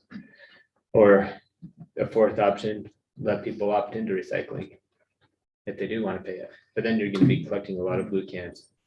And I think it'd be a lot more expensive because I think you're still having to get that second driver, second truck. And if it's only 400 people that opt in, then, you know, that cost would go up quite a bit. It would be a matter of. I'm more in favor of just getting more recycling dumpsters and space them throughout our city. Because I've gone over to the one behind Public Works and you got to get there early. Yes. Like right when the truck dumps. Yeah. Anything else, Councilman Barker? Councilman Swanson? I second what Councilman Barker just said. I think we pick 4, 5, or 6 locations and we put a recycling dumpster in those areas. And we see what happens. I mean, heck, $500 a month is a lot cheaper than 10,000 a month. You know, if we did, 5 or 6 more dumpsters. That was the one time, the old Public Works. I've got a couple of neighbors that use it pretty regularly, and if you're not there when the truck dumps, it's full. So surely shows the demand.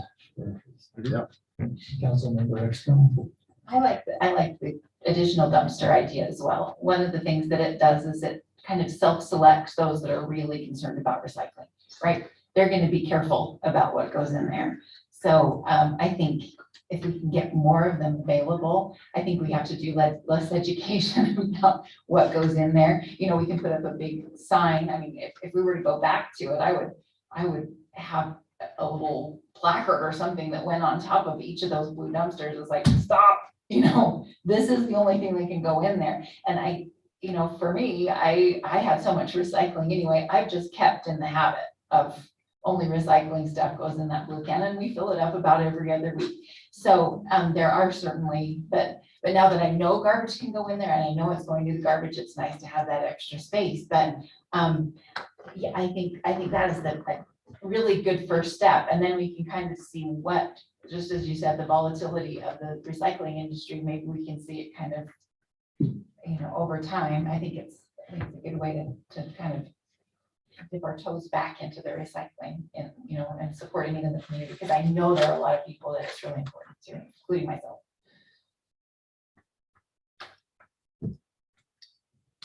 Councilmember Stoker. So are you going to put cameras on all these other dumpsters to make sure the same thing? I definitely think we should. I do too, or And it's I not think we going to can- work. I think we can strategically place them to have them in places where we can get cameras. And have the space to have people actually pull up. That's the other thing about that one. I never thought in a million years that, there's people lined up sometimes, there's 2 or 3 cars there, so we'll make sure we have the spacing. And if we do decide to go that route, I would still like to be able to send out some kind of flyer that says, hey, these are the different sites that we've chosen, and these are all the things that are, recyclable worthy, I guess, is to still get that education out, so that if we do decide to ever go back to the other way, that we're ready for that, and they kind of know what is the recyclable. Dave, how do you see, we always get the comments from some of our senior citizens. What about those who don't have a way to get to these recycling situations? How do we deal with that? It's a good question. Yeah, I don't know. Maybe we can brainstorm and put something together to see if we can, even if it's, yeah, I don't know. We'll have to put something together and see what we can do. Comments? I guess I look at it, $2 a month for that type of service and providing that opportunity. I don't think it's a backbreaker for everybody. Although $3 a month in property tax seems to be a backbreaker for some folks. Just my opinion is that, for $2 a month for that service, just my 2 cents worth. Well, Mayor, I know one concern I have is, maybe this is unfounded, but unless we find places that are somewhat, they've got to be visible enough to be able to be seen, but I could see some citizens being concerned about maybe like the smell of recycling material. I mean, I know it's clean material most of the time, but where do you put a big dumpster in the city to make it look attractive? Do we wrap them? Do we wrap them? No. We can't wrap them. You put it, somebody's not gonna like it. I know somebody's not gonna like it, but I think maybe, I really think the idea of maybe adding 1 or 2 dumpsters over into that, back to the public works, and just see how it continues to grow, and if it grows, then we consider recycling to the individual houses again. Let's take a straw poll here on what we want to do, because it is a little bit more complicated too, because if we stick with the current situation, then we need to address the citizen suggestion, which may result in 600 cans also over at Public Works. And it does result in a potential increase to numerous citizens above $2 a month. Yeah, about 600. 600 residents be paying extra, what, $5 $5 a month? So I'm sure we can't totally resolve it tonight because of some of the complexities, but let's just try to give Dave some direction. Let's start with you, Councilman Barker. I'm in favor of bringing back recycling. Not in favor of raising rates because we tried to make the commitment not to. So that's why I'm saying let's do the dumpsters. Okay. I think we made the commitment not to raise rates on what we were doing today, but no one likes a rate increase, I understand. So thank you. Councilmember Stoker. I guess I'd like to see maybe a couple more dumpsters go in the public works, see how that works. And we did, if any rates are going to be raised, it needs to be to go towards the public safety building, not recycling at this point. Councilmember Swanson. I like the dumpsters and I like Councilman Severing and Councilman Barker's idea of doing more at the public safety building for now. Maybe 5 dumpsters over there. So did I hear it correctly? You like dumpsters? I do. I You've just seen wanted- how I I dress. just wanted to confirm that. Councilmember Severin. I like the experimenter with the public works building, see additional dumpsters there. Councilmember Ekstrom. I have the same opinion. Yeah, let's start them out there and see if we have the same problem. It's really interesting. My husband did a study and like out of stock on grocery shelves, right? And it's amazing what you see when you start increasing the supply of something. It's like, then you see the demand, you see the true demand of something. So let's start with a few more and then see how quickly those fill up. And then, we can address, how many can we fit over there? And then if we can't fit any more there, then we can find some other spots to expand to. Okay, Dave, does that give you direction? Because you also come back with a analysis of the citizens situation on the blue cans that are being used as the second can? Yes, sir. That's right. We have them. The extra dumpsters, I will find out tomorrow. Hey, Mayor, Yes, sir. I still like Dave's idea of doing a mailer and educate everyone, to let them know that we do have dumpsters. And we've added some there. Once again, maybe we could include something in the monthly billing or Yeah. statement in red or something. Yeah. That makes sense.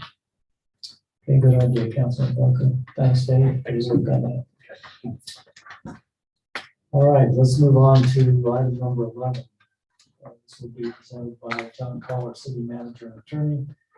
This will be discussion and action to consider an ordinance regarding culinary water for irrigation purposes.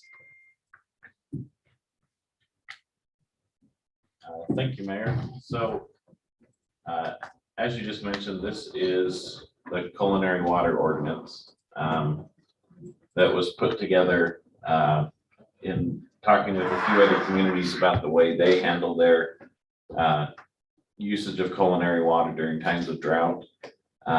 This is just a recommendation from me and some things that we talked about with the water department on a potential way to handle the situation that maybe is pending upon us when secondary water turns off.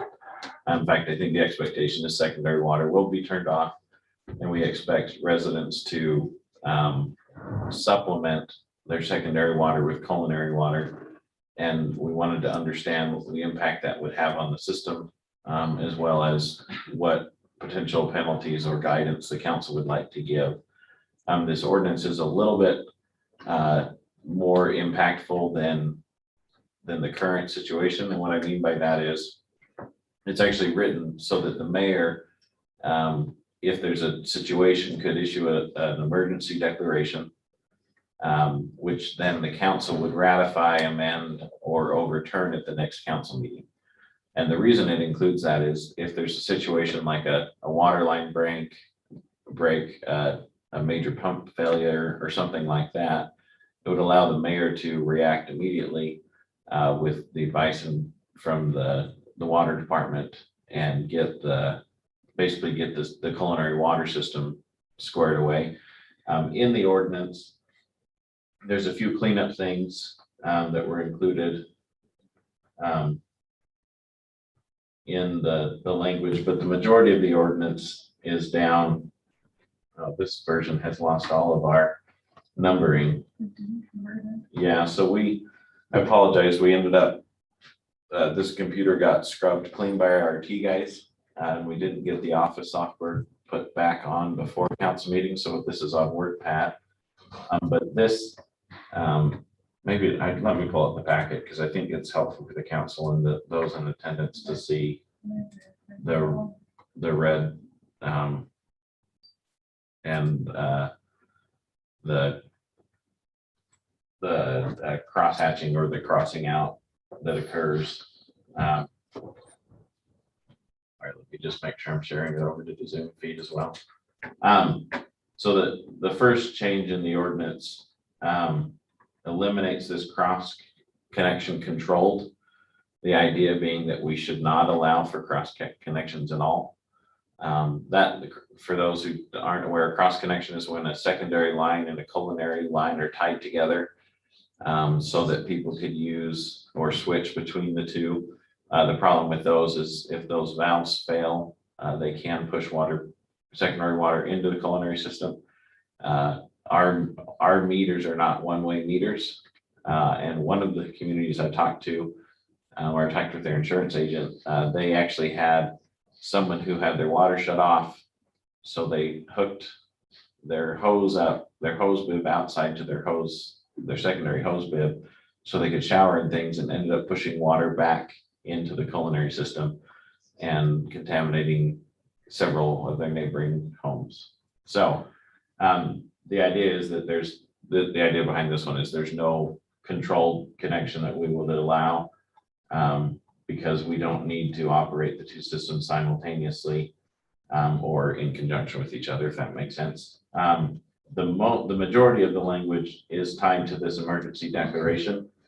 that basically says the mayor can declare a critical emergency. When the mayor does that, there are 4 categories that have to be addressed in that declaration. One is the use of waters on lawns and turf. One is the use of culinary on shrubs and trees.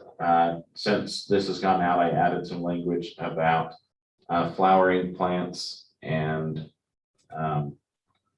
sorry, I've got to pull it up because I've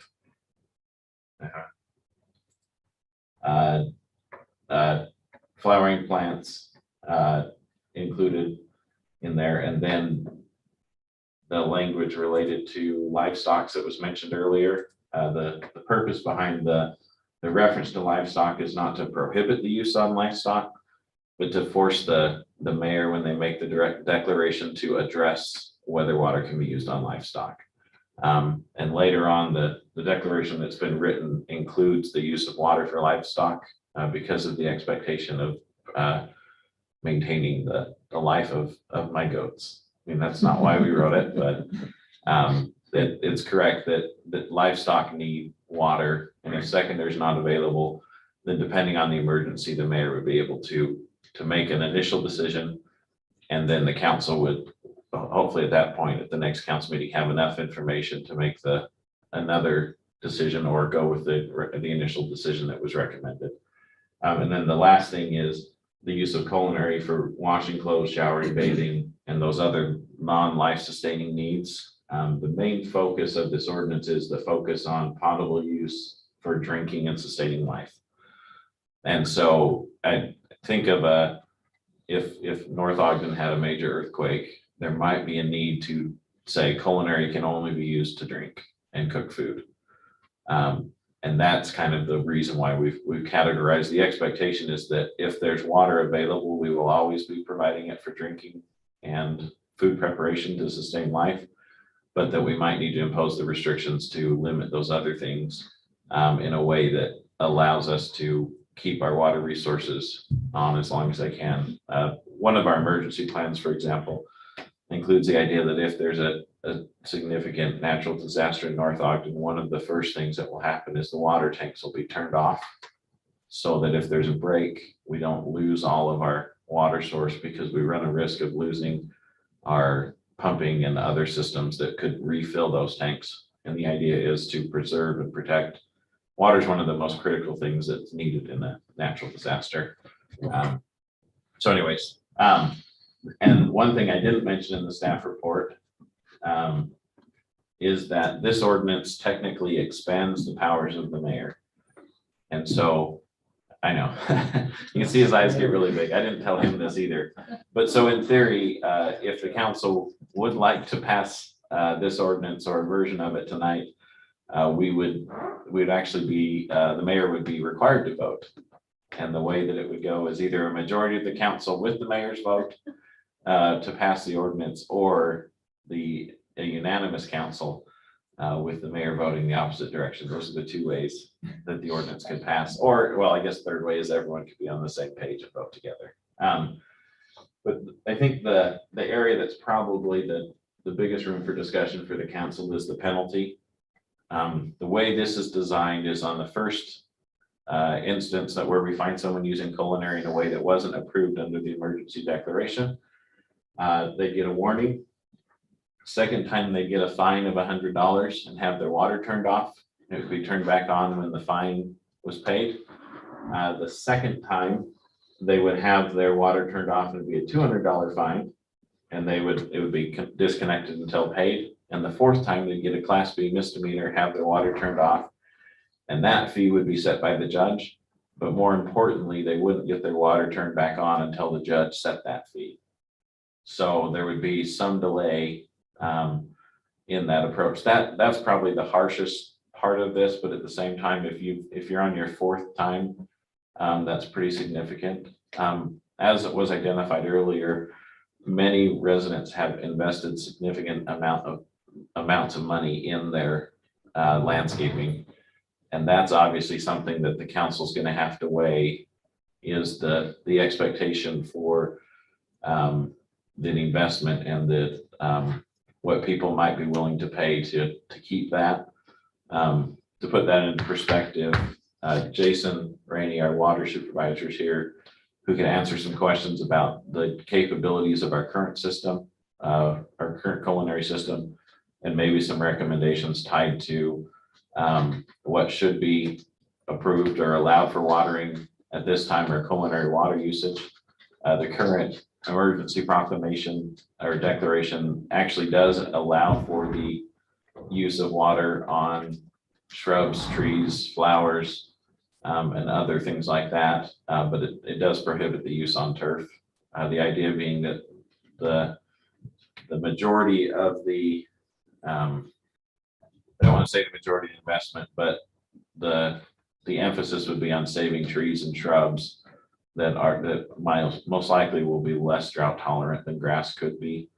But I'm not a landscape architect or an arborist or any of those things. And so that's why the council will, it'd be good to have the council weigh in on all this. Staff would like a recommendation from the council on this ordinance tonight so that we can start getting the word out if you would like to do something like this. Our current ordinance does prohibit the use of culinary water on outdoor, for outdoor irrigation purposes. So if you don't pass this, the rules are much more strict than what they potentially could be with the emergency declaration. But the penalties would not be as severe, if that makes sense. They'd be much less impactful penalties. And currently our ordinance doesn't allow us to shut the water off for violating the code or the ordinance or the declaration. So that's a lot of information. I'm sure the council will probably have some questions about our culinary system, and that's why Jason's been waiting here so patiently to provide us with some information. But if you have questions for me, I'd be happy to answer them, or we can move to wherever the council would like to go with this one. Any comments, council? Questions from? Questions for Jason, as I said. Would you like to hear from him?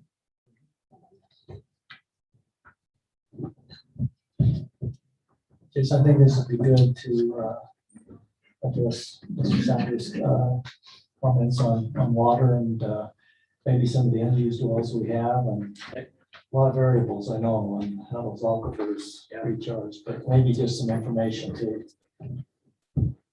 Was there any specific questions right off that anybody would like to ask and have answered? Jason, maybe you can talk about the wells that we're not using, that we have access to, and the other options we have for further use of water. Okay, so I don't know if anybody knows this other than whoever's been on the tour, but North Ogden City, we don't purchase water from any other supplier. We're sole source. We produce everything right here in the city. We don't purchase any water from outside the city. So we've got spring sources that are high on the north and the east bench up here.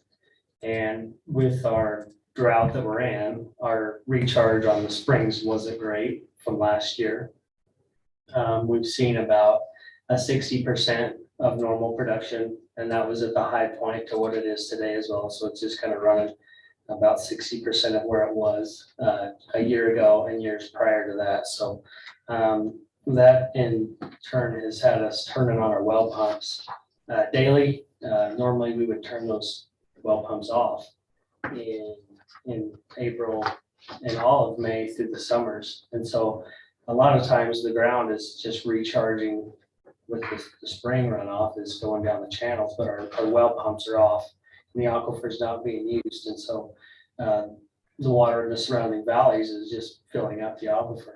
And at this point, we're using that. We haven't turned the wells off. They started running in October last year, and we've just they turn on and off throughout the day as there's demand on the reservoir, but they don't continually run, is what I'm getting at. But pump cycles, they just turn on based off the level. And so if you've got in our one spring right now, we're doing about 600 gallons a minute.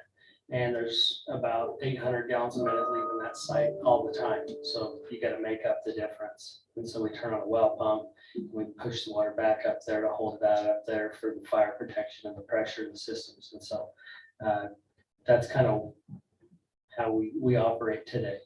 You know, we turn on a well in the lower part of the valley, and we put it in the reservoir, and we pump it to another higher reservoir. And so 3 times a day that we're doing that, filling up to the Rice Creek to keep the tanks full. And then we're doing 2 to 3 times at, well, it's actually 3 to 4 times we're pumping at our well number 2 down here in the valley, and it's supporting the entire valley.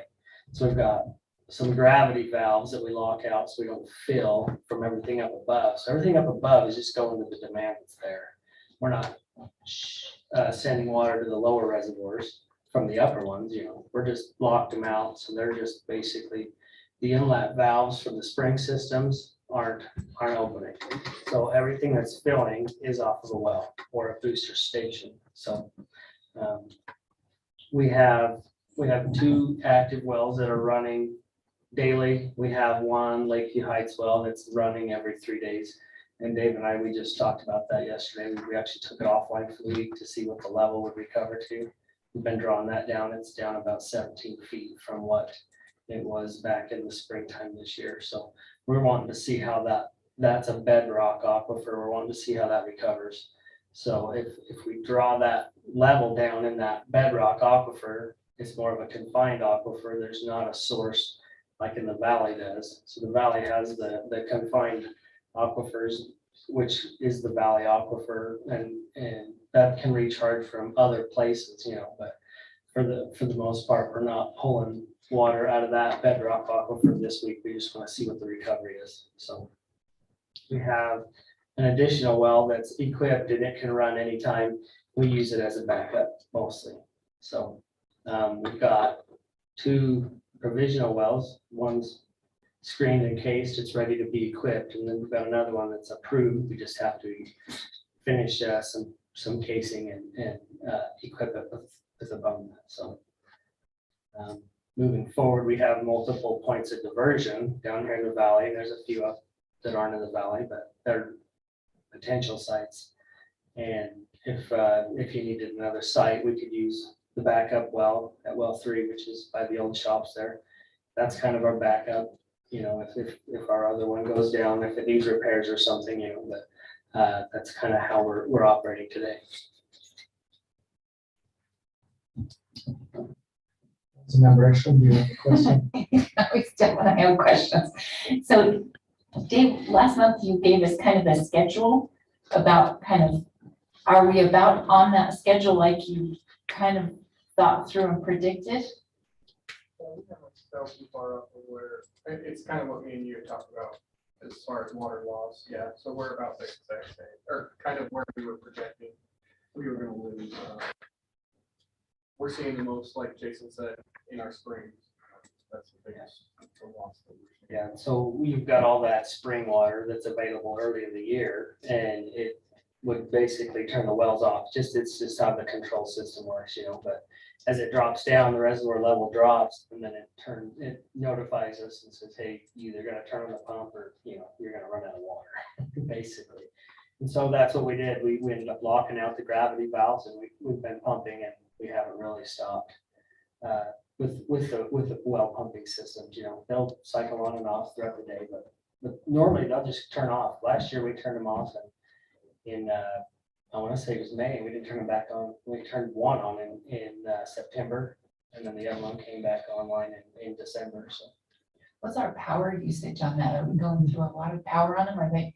yeah, So we pulled some power bills today just to kind of see where they're at, and I think to push water from 1050 back to the Rice Creek last month we were about 17.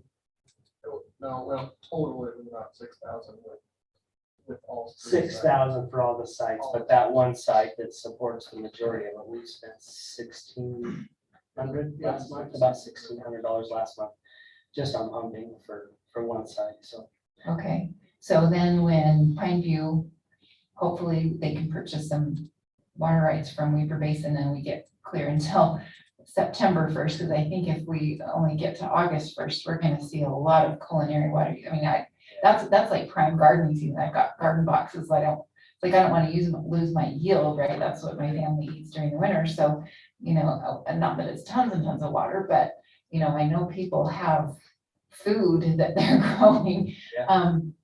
So it just, especially listening to Mr. Sanders' report, it is alarming. It's, it concerns me, and I've been replenishing my water storage at home too. So I just wonder, like, how much should we really be educating? Because I think there are a lot of people living in blissful ignorance about really how bad this is. What do we need to be doing to get the word out so that people really understand this is not just, oh, your lawn's gonna go dead, you might be, I mean, the conservation efforts are on our side. If we've been pushing it out for a number of months through our department, but so our meter reading system we read 2 times a day. It reads in 11 o'clock in the morning and 11 o'clock at night, and it typically processes those reads. And anyway, it puts some of those reads in a leak alarm category. And so one of our employees, she gets that report in the morning, she goes through it, she checks them out and creates work orders, and our guys will go out and deliver leak alarm work orders to the residents, and if there's businesses, they'll be there too. But that's the biggest effort we're making. And a lot of times, if we find, that those people have a substantial amount of water, like if it's a 2 to 3 gallon a minute leak, we will turn their water off for them because they may not know. right? And then we leave the door hanger and tell them, hey, please call us. They'll call because they don't have water. Right. And so then, last week, in fact, we found a guy that had a water softener that was just continually regenerating, dumping, it was like 1.1 gallons a minute right down the drain, and it went for 3 days before we notified him. And he was 1,440 gallons a day.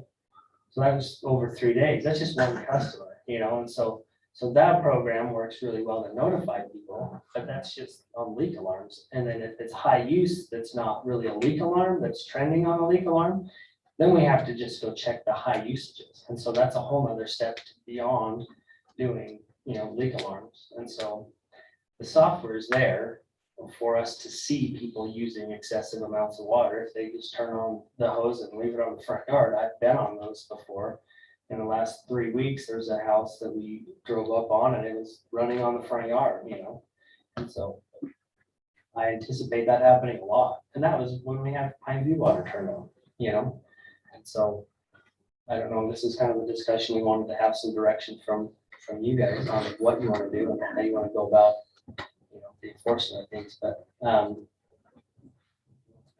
pretty tell about the Pineview, kind of where they're at today, but they had an agreement in place, which we were based on, to purchase 5,000 acre feet storage water. It all hinges on one pump and motor that may or may not be able to happen now. So I heard this morning, while it was 1 or 2 o'clock, I talked to the river commissioner, and then at about 3 o'clock, I talked to the Pineview manager. So things are, the agreement was this morning, it was in place, but it hasn't really been confirmed until they find out if this pump and motor is actually gonna work for them. Because if they lose the pump and motor, they need what the storage they had for the other side of the valley. John, could you maybe scan the ordinance for those who are on Zoom? So they can have a chance, maybe going up. We've been focused on the penalty, and I think that was the question that John asked, is how do we feel about the penalties?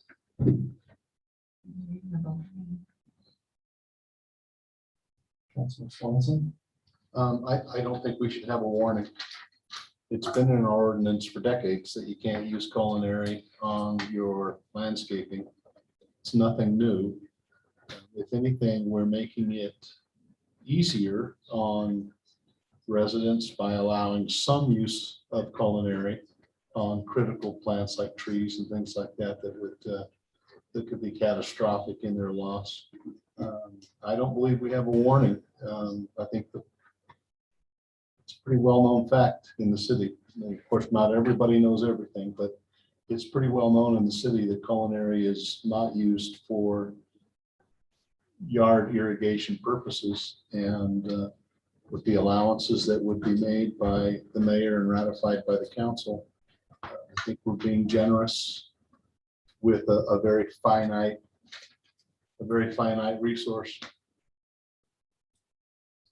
that, as mentioned earlier by Mr. Sanders, we don't know exactly how much we have, right? We have educated guesses of what those aquifers hold and how large they are and how fast they can regenerate.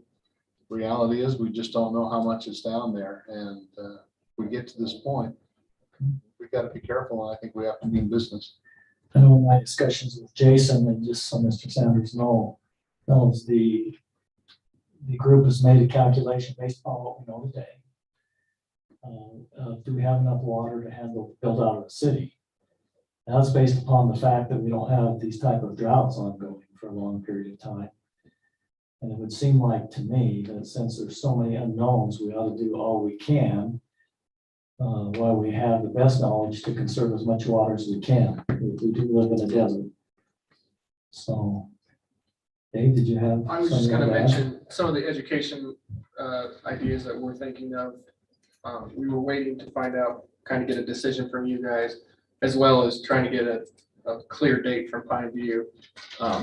But our plans are, either at the end of this week or the beginning of next week, we will get mailers out. We will, because it's an emergency, we can do a reverse 911 call to let people know that, you can't use culinary water for lawns or however you guys want us to put that. We'll get it on the internet, social media. We were actually gonna rent the boards, the traffic boards, and put a couple of them out here in our city and move them around, just saying kind of the same thing, no culinary water for lawns, or however, like we said, depending on how we want to word that, so. Okay, thank you. Back to the question was asked by John in regards to the ramifications of violating the ordinance. Councilman Sever, did you have a? Well, I know we discussed that. I was gonna ask one more question of Jason, if that was agreeable. I know, Jason, and thank you for taking the time to take us on that awesome tour. No problem. That was very, that was awesome. Okay. And thank you, Mr. Sanders. I happen to be a big water kind of a conservationist kind of a guy. And I remember the 1970s, whenever it was, when we had that when I was about 13, and 10 was the new green in North Ogden. So I remember that. But anyhow, you mentioned that there was an employee that we don't have her being paid on a full-time basis, but having her have more hours would help us identify leaks quicker. So would she be, if we could make this work in the budget, would she be available to do more for us under these circumstances? Guess how many leaks do we feel we're not catching? Well, Because we have the information, right? So- well, it's how quickly do we get them? Because if her schedule is Wednesday, Thursday, Friday, and the league starts on Friday night, we won't get a work order until Wednesday afternoon at the earliest. And so maybe, providing those few more extra hours to where she can catch those first part of the week, that would be ideal, nobody's on 7 days a week on it, but. And then I'm just kind of curious. Sorry. I said David will work 7 Oh, days a week. David. Let's give him the golf pass. I didn't go golfing once a week. We'll call it. He's an excellent golfer, by the way. Just, these are probably a little bit more just out of my curiosity, but we do have these other wells that have been drilled, but that are currently capped. Yeah. Do we get any kind of readings on how much water's in those aquifers? Yeah, we haven't lately. I spoke with a hydrogeologist that we've used in the past. We've actually, contracted with him while we're drilling the well. So then he's on site, analyzing what we're pulling out of the ground as far as what's in the formation. And then he builds a well log.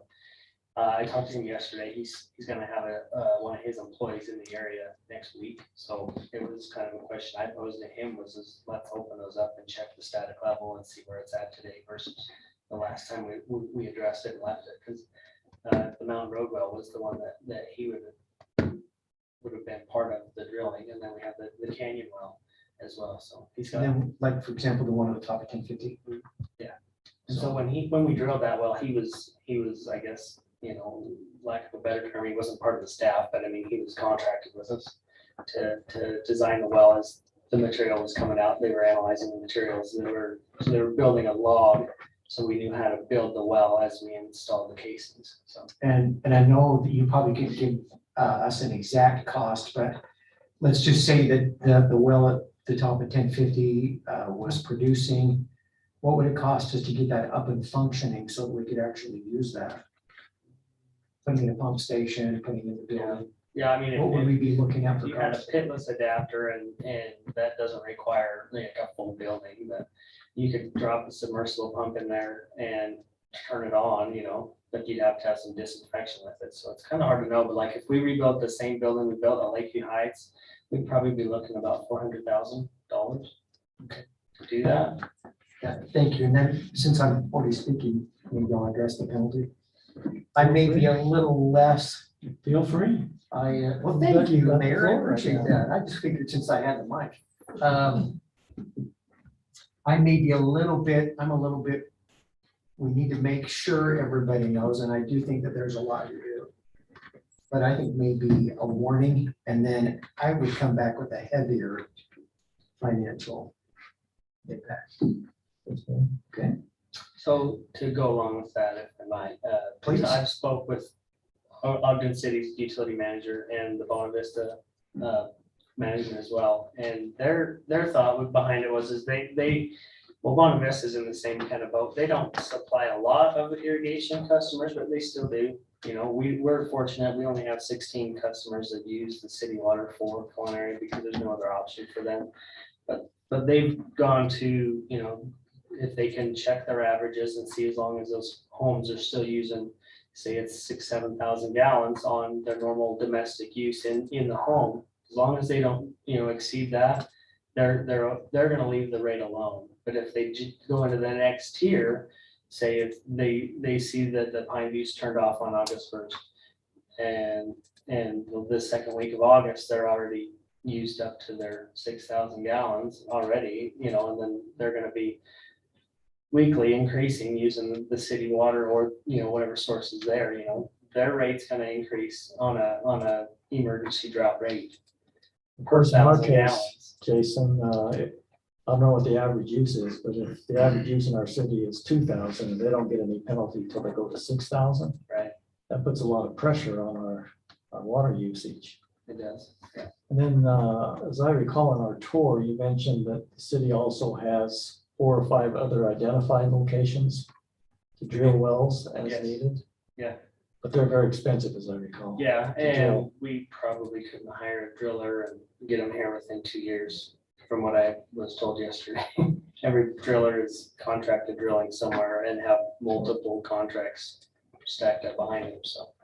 Okay. Equipping the 2 wells we have would be ideal. The one's ready to go, so we could build a building and equip it if we had to, but we couldn't go drill a hole in the ground tomorrow, you know, hire a company to do that. And I think we are getting some money from the federal government that can be used for water. I don't know all the details, but I know we're looking at additional storage. Storage is a big thing. Storage Storage and, helps a lot, because then your sources have, you have adequate storage to move it to the other storage from A to B, you know, back to the other side.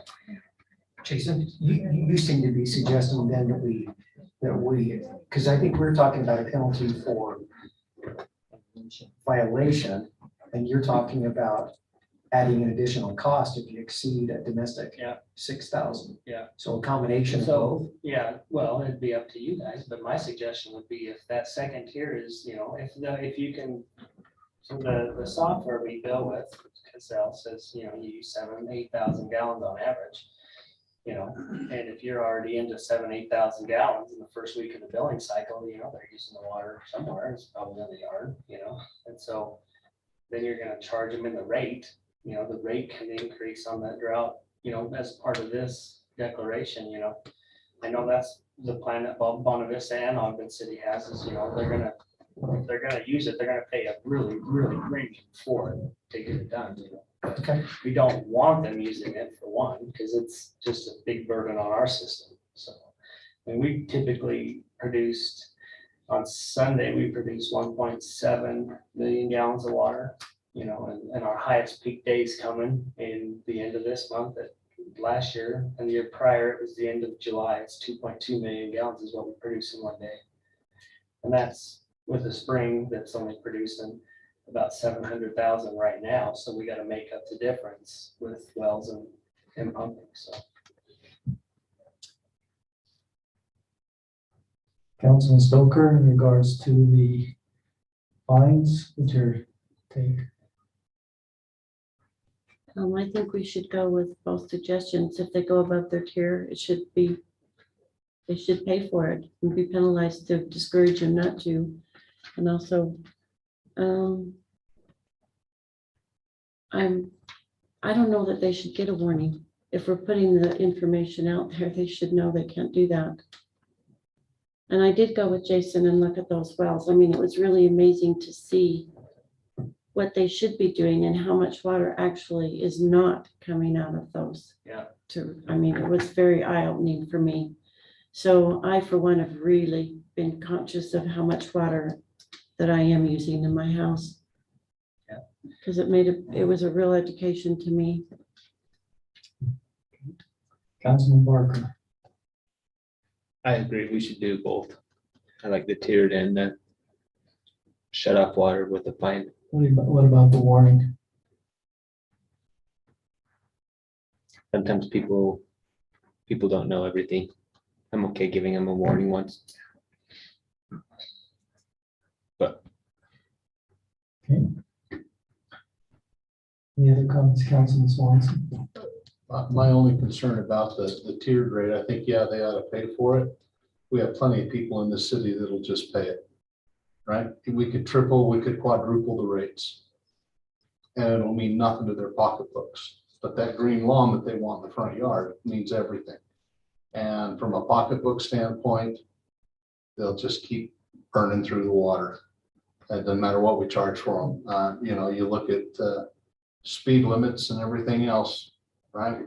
You pay, and there are plenty of people who just don't care. Right? I'm just going to do what I want to do anyway. And the only way you control that is, in my opinion, no warning and you turn the water off. You pay the fee and then you get monitored again and you turn it off and you pay the next highest fee, and you know, you maybe get tired of having your water turned off.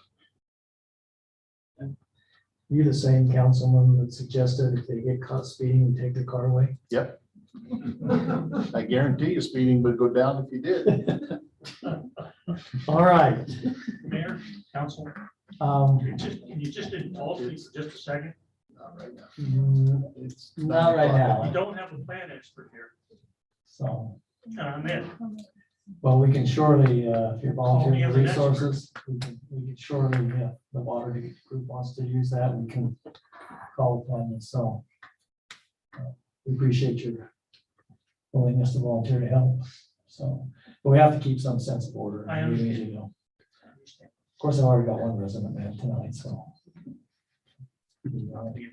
Councilman Barker. my only reasoning for giving a warning, and like I agree, we do have people that do want the green lawns and they'll pay any price to get it. You give them a warning, they're on record now that they have a warning. And when you see the rates, I mean, their water usage going up every day or every week, whatever, it won't be that long before their water shut off. John, do we have to go 4 steps before we get to a? Nope. And I would say that with the warning, it would take a substantial burden off of the water department in turning off and turning on water. Because there's a good portion of the people who would recognize and stop watering their lawns if they received a warning, I think. Okay. But yeah, we could do 3 steps or 2 steps or whatever the council would like. I think to Councilman Swanson's point, until someone has to wait to get their water turned back on, pocketbook, some are just gonna keep paying. Yeah. And it's not that we're trying to penalize people, we're trying to conserve water. Sorry, I just accessed the other half of my brain. Actually, we do have to go to 4 because the state passed a law that says you can't penalize people. You can't do a criminal action against someone for a violation on their property unless you've given them basically 3 prior chances. Okay. So, That's the exact question. But we can make up for we can set the penalty for the first, second, and third.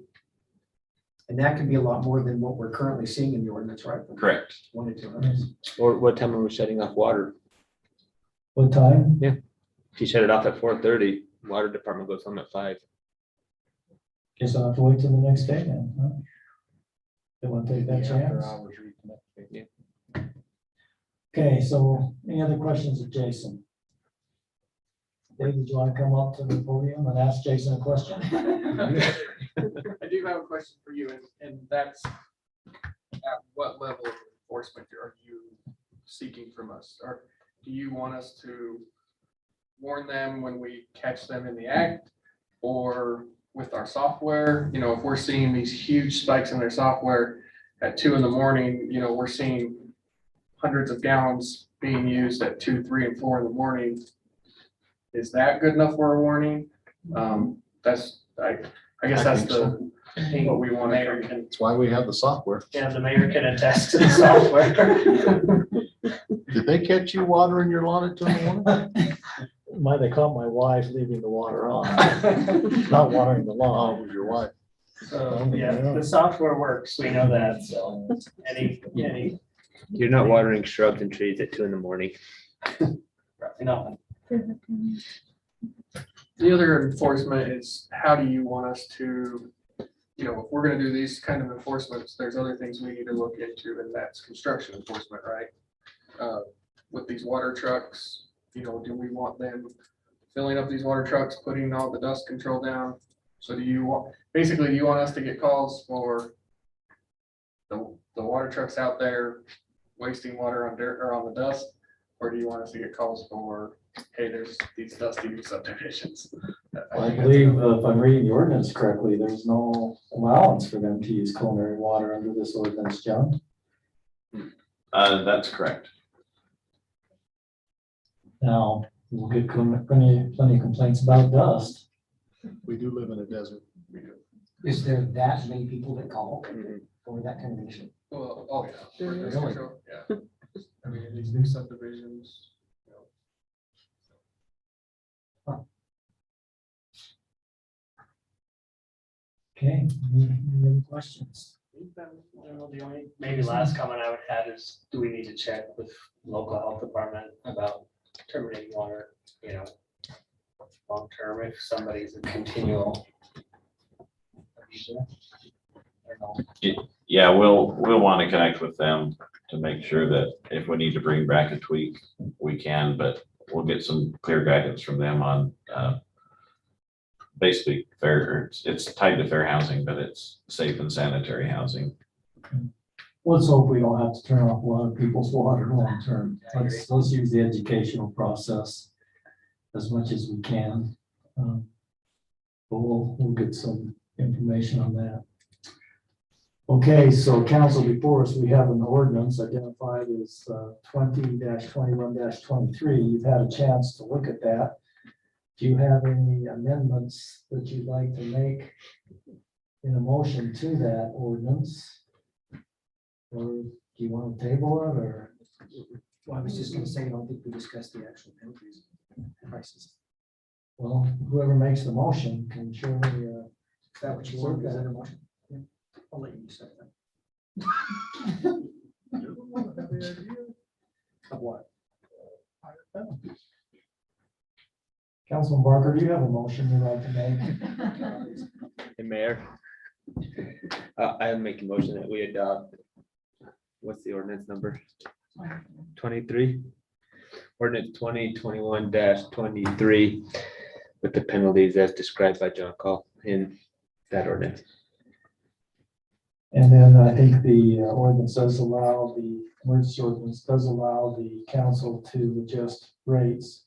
There's been some discussion about hybrid method of increasing the usage fee on top of that. That would have to be part of this ordinance, wouldn't it, John? I thought we already had the usage rates. We talk about it accelerating those measurement. So that would be a fee schedule amendment that we'll bring back to the council at the next council meeting. Yes. Okay. So we have a motion from Councilmember Barker. Do we have a second? Mayor, I'd like to make a substitute motion.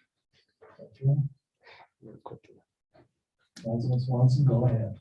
Everything Councilman Barker said, but with the penalties being $250 on the first penalized offense, $500 on the second, and every thereafter.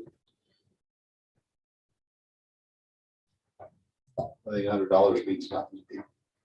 Okay. So we have a substitute motion. So the every thereafter is determined by the judge Right. after 500. So Yeah. 250 for the first 500 for the second, fine, then the third. 500 for the third, and then up to the judge from there on. We have a substitute motion by Councilmember Swanson. We have a second to that motion. I'll second that. Okay, we have a second by Councilmember Seven. We're gonna go with Councilmember Seven. So All right, this is a fun part of substitute motions. You technically vote first on the substitute motion to replace the original motion, and then you vote again on whether or not to pass that motion. Can I just redact my motion? You can withdraw your motion. I withdraw my motion. Okay. We'll make it easy. I still gotta talk to this Roberts guy. Okay, suggestions, not rules. Okay, so Councilmember Barker's motion has been withdrawn. We have a motion to amend ordinance number 20-21-23 to increase the penalty to $250 after the first warning, 500 on the second, and then the third to the judge. Any further discussion? Seeing none, then we will have a roll call vote on this. I just had a quick question. Oh, I'm sorry, I didn't see that. Go ahead, Councilmember Ekstrom. This is about, are you okay with the additional responsibilities of that placed on you in this ordinance? We didn't really discuss that very much. I'm good. Okay, I'm good. all right, I trust you. Got her in my pay somehow. You're right. All right, any further discussion? All right, we'll have a roll call vote now. Councilmember Barker. Yes. Councilmember Ekstrom. Yes. Councilmember Swanson. Yes. Councilmember Stoker. Yes. Councilmember Severin. Yes. Ordinance passes unanimously. And And me too. All right. Right, that's the first time I voted. Good. Just kidding. Mayor, can I make just a brief comment? Sure, Councilmember. I think, Dave, if maybe you and Jason might connect with Mr. Sanders.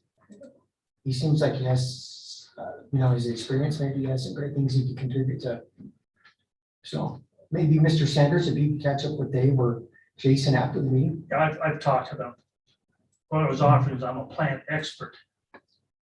And that information is missing here. The impact of the decision that just occurred here. But I will talk to the mayor. Okay. I'll talk to you, sir. All right. Let's move on But I to, will talk to them. I'll be in touch with them.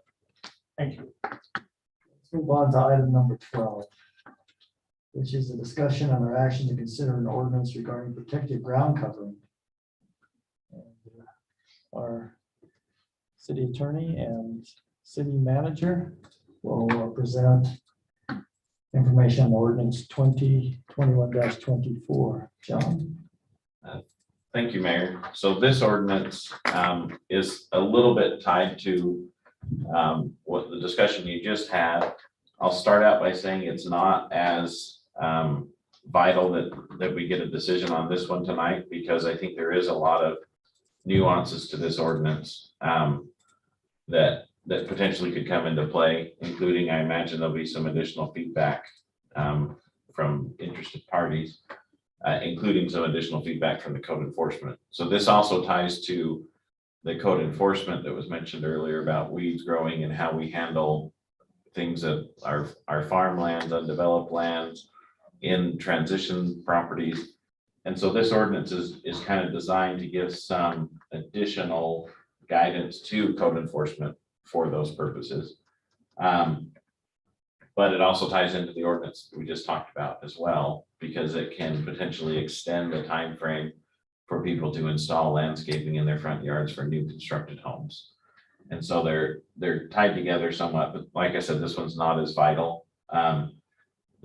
The main provisions that are being added is this idea that when the mayor declares a critical water emergency, the mayor and council can extend the time limit by up to 12 months for the installation of protective ground cover. So this wouldn't be covered in the mayor's declaration. This would be covered in something brought to the council during that discussion after the declaration's been declared. So the idea is, and just for your information, we as a building department are trying to get the word out to contractors. Please don't install landscaping that will just die, because your sod will not take without secondary water, basically. And Culinary is not available for it based on the council's decision now.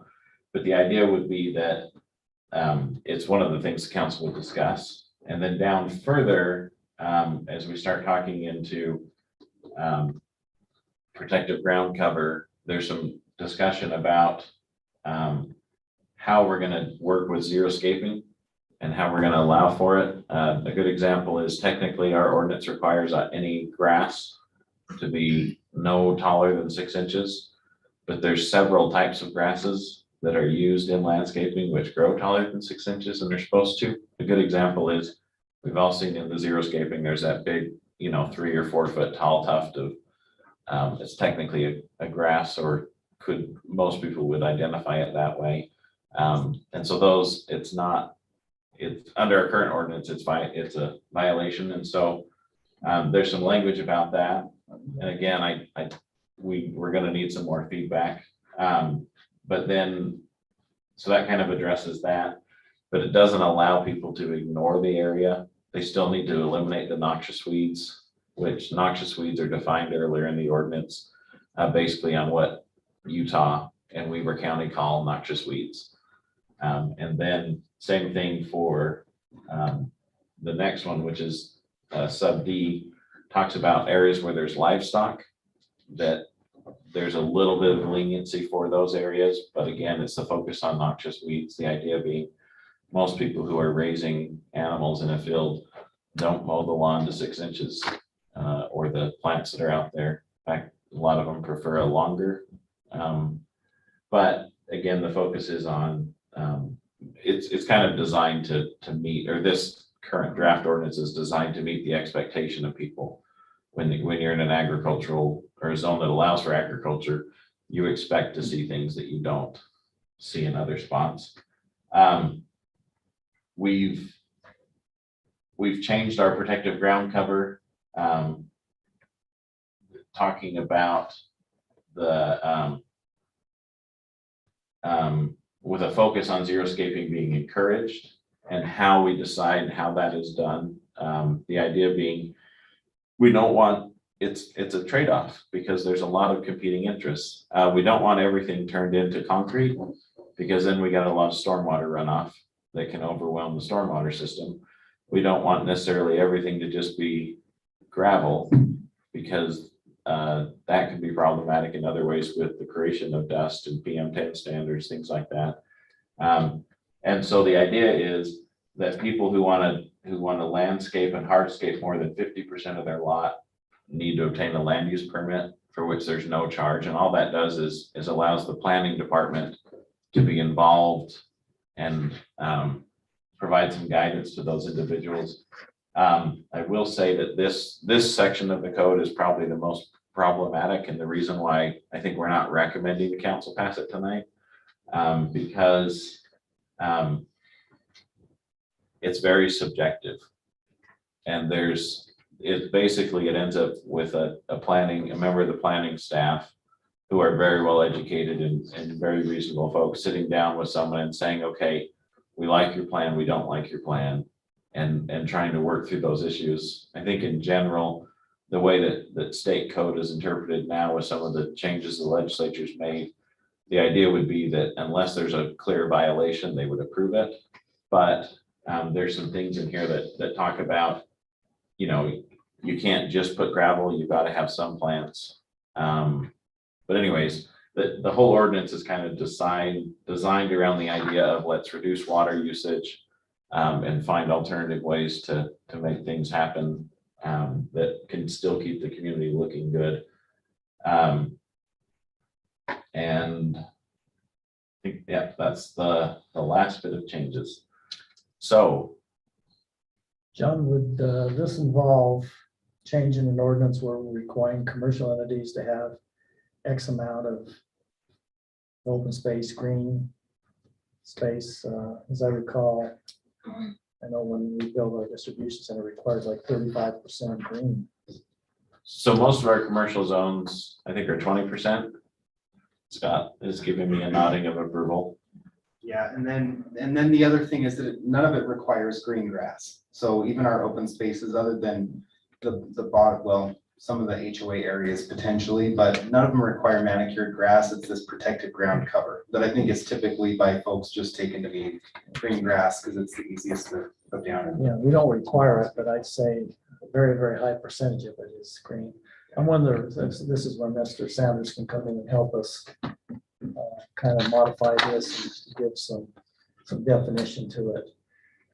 Because I do believe, as I look at our commercial areas, it's grass is the easy thing, and that's what they're putting in. So maybe Mr. Sanders could help with some definition on this.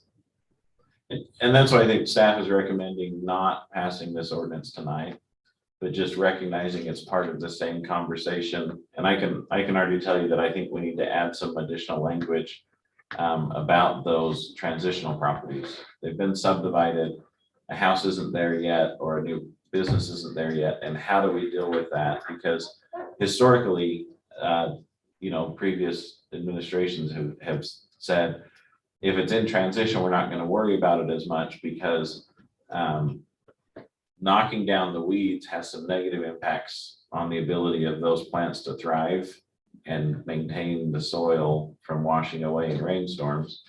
A good example of that is we had a few folks at the south end of the city who didn't like the long grass on the canal side of the fence. And so they sprayed some chemicals over there to eliminate the long grasses, and those banks eroded into the canal and their fences started moving. And it was, at least the determination of the canal company was that the activities to eliminate vegetation were causing the canal to not function as it was designed. So John, what do you need from us?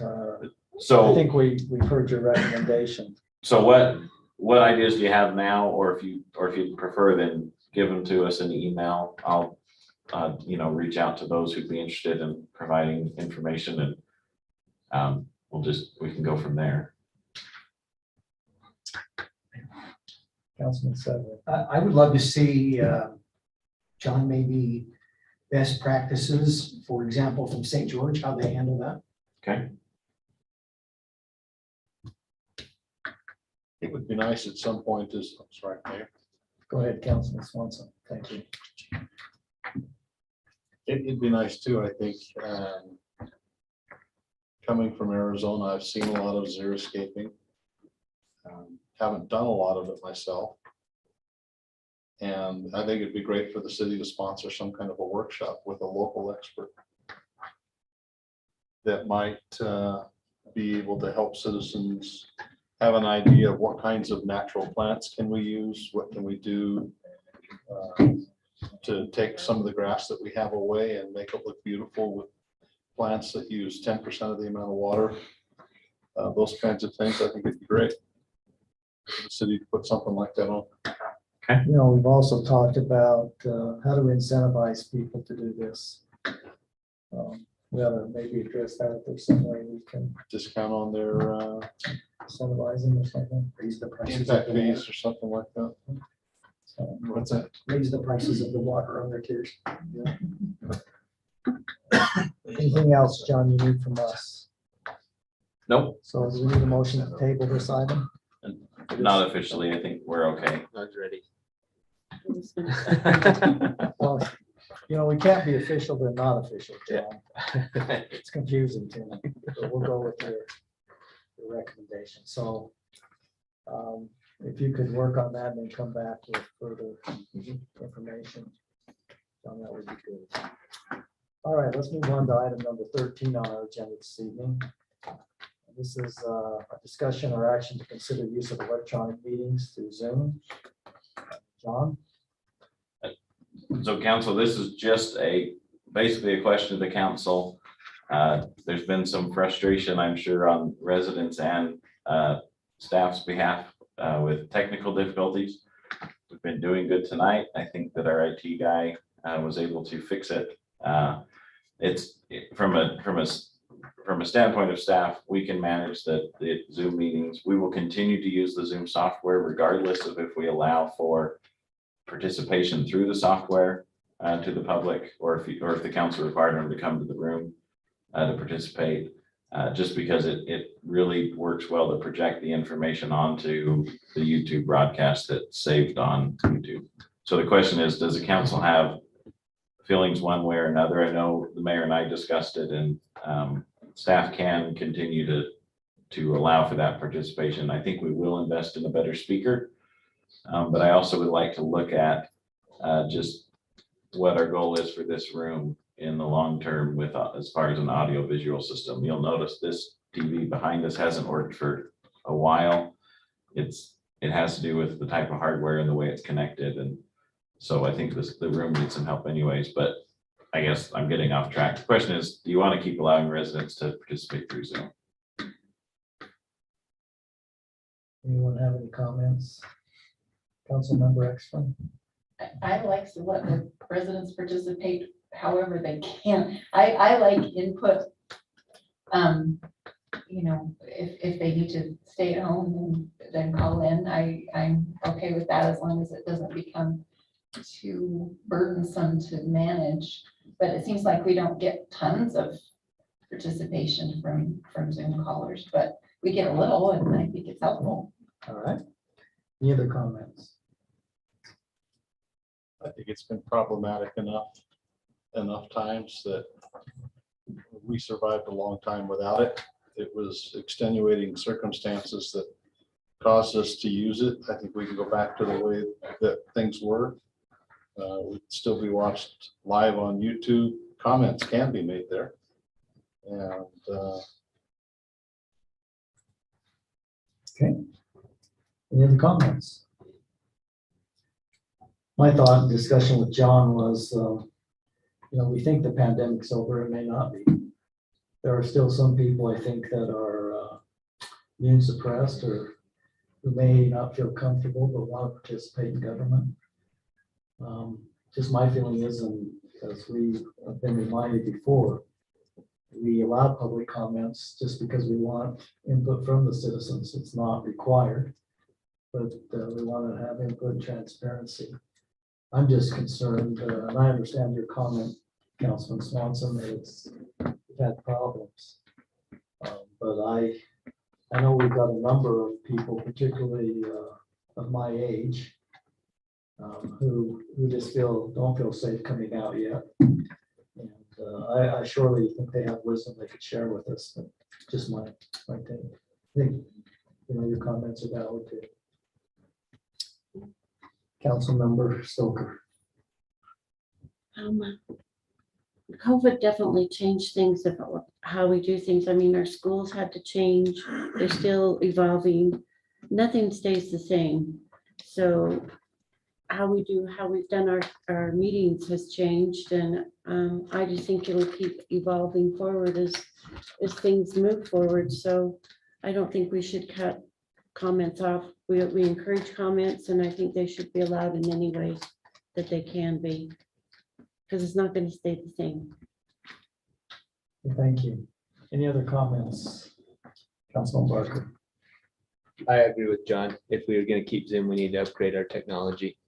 Yeah. Well, first of all, we got to know whether we want to keep Zoom, then we can upgrade it. Are we going to upgrade our technology? Well, I think it's only fair that we would. Yeah, then yes, keep it if we upgrade. All We right, actually had a citizen, actually, Brendan. made that Councilman comment. Sedgwick. Okay, go back and start that over again. We actually had a citizen, Brendan mentioned that this earlier. And personally myself, the more communication we can get from the citizens, the better. Okay. So take a voice vote on this. Once we get a motion.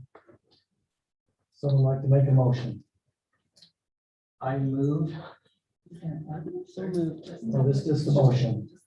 I move that we upgrade whatever we need to upgrade in the technical area of communication to be able to make it possible for the citizens to be able to watch and communicate with the city council. Second that. Okay, we have a motion and a second. Any further discussion? Seeing none, Councilmember Ekstrom, Yes. Councilmember Severin, Yes. Councilmember Swanson, Yes. Councilmember Stoker, Yes. Councilmember Barker. Yes. Thank you. All right, John, let's work together to try to see what we need to upgrade and then come back to the council with the proposal. Now on item number 14, which is a discussion on our action on the mayor's critical water emergency declaration. And I think, yeah, that was in your packet. We can surely open that up for any discussion. In that regards, John? This does include the changes you and I discussed this morning, Mayor. Okay.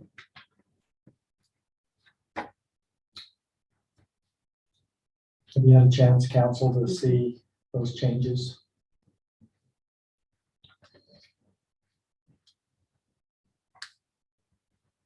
Any questions or discussion?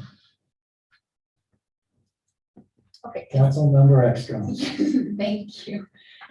So going back to how we're monitoring whether or not someone's actually using culinary water for the things that are allowed versus the things that we're not allowing, are we kind of just trying to figure out some sort of benchmark resident by resident and then seeing whether or not they go above a certain threshold? How are we triggering that alert that they're using too much? So the warnings, this is just my impression, the warnings will go out based on usage. Okay. The penalties will be issued based on more substantial evidence, if that makes sense. So the type of evidence that if we were challenged on the fee that was charged, we could survive that challenge. That means somebody from Public Works sees you using your hose to water your lawn. Will do something that's not approved. Yeah, so, and the hardest part about this is we will have people involved who want to help us with that evidence. But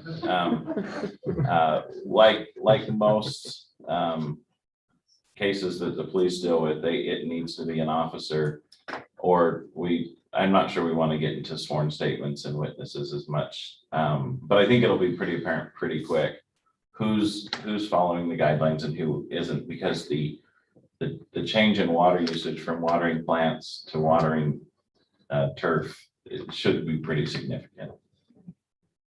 But we're all flying, everyone in the state, from everyone I've talked to, is still flying blind on that. Okay, we just don't want to turn our city into a bunch of like tattletale or something. That's never good for, Better than a bunch of thirsty people. But yeah, I guess that's true. and one thing that's important with this clarification the mayor made this morning was that they have to be using hoses and direct watering. They cannot tie the culinary system into their sprinkler system, even if that system is only running shrubs. It's just got to be really clear, because we can't have those connections made, because they won't be unmade, and we'll have issues next spring. Right.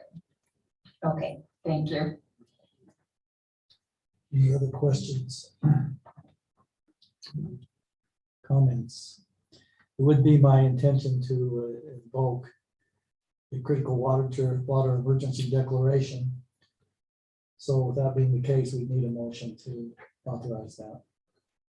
So moved. We have a motion by Councilman Swanson, to adopt Declaration 20-21-01. Did I have the numbers right? Yes. Second. We have a second by Councilmember Stoker. Is there any further discussion? Seeing none, we'll start with the roll call vote. Councilman Barker, Yes. Councilmember Stoker, Yes. Councilmember Swanson. Yes. Councilmember Severing, Yes. and Councilmember Extra. Yes. Okay, the critical water emergency declaration is adopted by the council. As John mentioned, you can revoke that, change that the next council meeting, but I think this gets things in motion. Okay. We're now on item number 15. We'll receive some council department reports. We'll first hear from Councilmember Barker. He'll update us on what's going on in building and planning. I think we had a good presentation tonight, so I don't know if you have anything to add, then we'll hear from Councilmember Swanson on any information he may have on finances. Councilmember Barker? We already got a great update on planning. My other obligation is on the mosquito board. We met last night.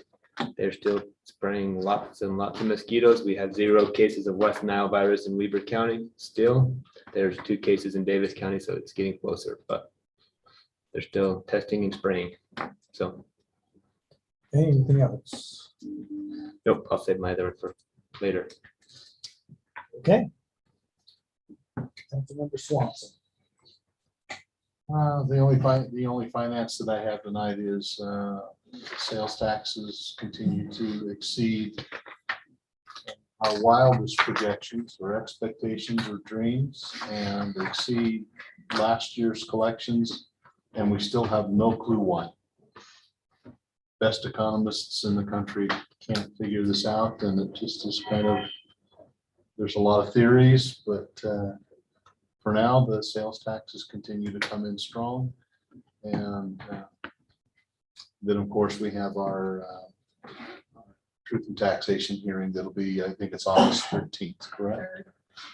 No, August 3rd. August 3rd August 3rd. at the sorry. senior center. I knew there was a 3 in there. Yeah. August 3rd at the senior center. All That's right. all I have. I may just add there, if I could, Councilmember Swanson, is that the council in the very near future needs to have a discussion in regards to retention of police officers in our city. I think most of you have seen what Salt Lake City did recently to try to attract officers to their city. And we've made a commitment to make sure that we're being fair and equitable in the marketplace. So perhaps Councilmember Swanson, you could do some research, and we've had some discussion with the chief, and come prepared maybe next meeting to make a recommendation. Okay. Anything else? All right, we'll move on to item number 16, which is public comments. Now would be the time for anyone who would like to make additional public comments. Either here in person or via Zoom. I do have 2 on Zoom. All right, so let's hear from them, and if they would state their name and limit their comments to 3 minutes, we'd appreciate it. Okay. This is Julie Anderson, a North Ogden resident. I just wanted to thank you guys. I know it's really hard in this time of drought to be able to make water decisions. But I wanted to address something that you just barely spoke about, Mayor, which was the retention of our police officers. I know that's really hard. But my husband and I were talking about that the other day, and one of the questions that we had, and you don't have to answer it now, but this was our question, is do we pay for a number of our police officers to go through the post training? And if so, in order to retain them, maybe one of the things that we could do is say, we will pay all of your post training as long as you stay on X amount of years, at which time you will then be given, the raises that you need. It was just a suggestion, and it was something we wanted to share with you guys, and it seems timely, Mayor, since you brought that up.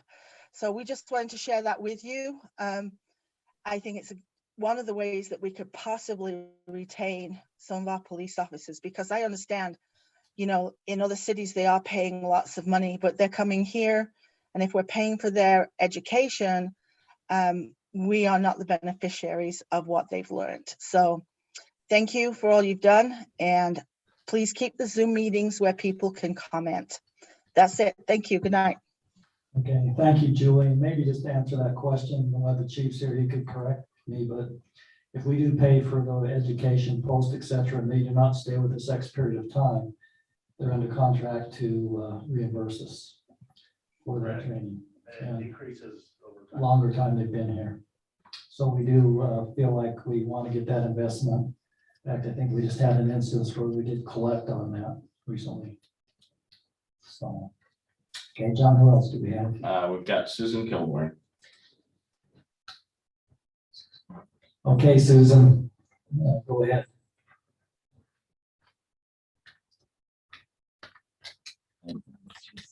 She needs to unmute herself. It's really difficult for me to unmute myself. Can you hear me now? Yes. We can. Okay, first of all, I want to thank you all for a really good meeting tonight. I think you've made some really fabulous decisions that are critical to the situations that we're dealing with now with the drought, the heat and everything. And I'll make this as quick as possible. I have a couple questions. My first question is on the Pleasantview Drive issue. Will there be, you talked about a concrete barrier. Will it prevent people from turning left who are coming up from the north, from turning into the Lees and the little strip mall right there? I don't believe we addressed that, Susan. We can surely take a look at that. Okay, I know because I live north from there that there is a lot of traffic, not just turning onto Pleasantview Drive, but a lot of people coming up the hill who turn into the Lees and McDonald's Hug Hess area. So you might want to look at that. And also I wanted to know if Mr. Espinoza was still there. He is.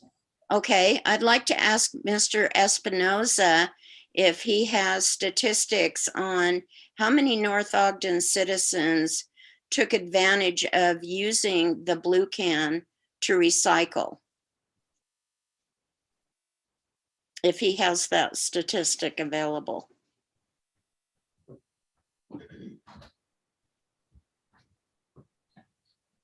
He's coming to the podium. Thank you. We won't count this against your 3 minutes. So the blue can, out of the 67 home or 6,700 homes that we have currently, we have 6,400 that are out with blue cans. Of those, I don't know how many, I mean, so those are the ones that got blue cans. Of those, I don't know how many actually used the blue cans for recycling, but that's how many were out there. Okay. Prominence point, Dave, they don't even collect their garbage, so they wouldn't be involved with recycling. And they're not part of, yeah, they're not based in that 67. Well, I guess meters are, but that's it, so. Okay, fair enough. Just a suggestion. I think that especially up in the area I live in and in moving around the city in my vehicle, it seems that almost everybody had their blue can out.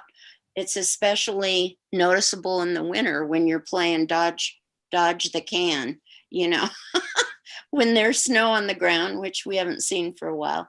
But I would like to make a suggestion to the city council if there could be some way that citizens could vote or express their opinions in mass on whether we can go back to recycling.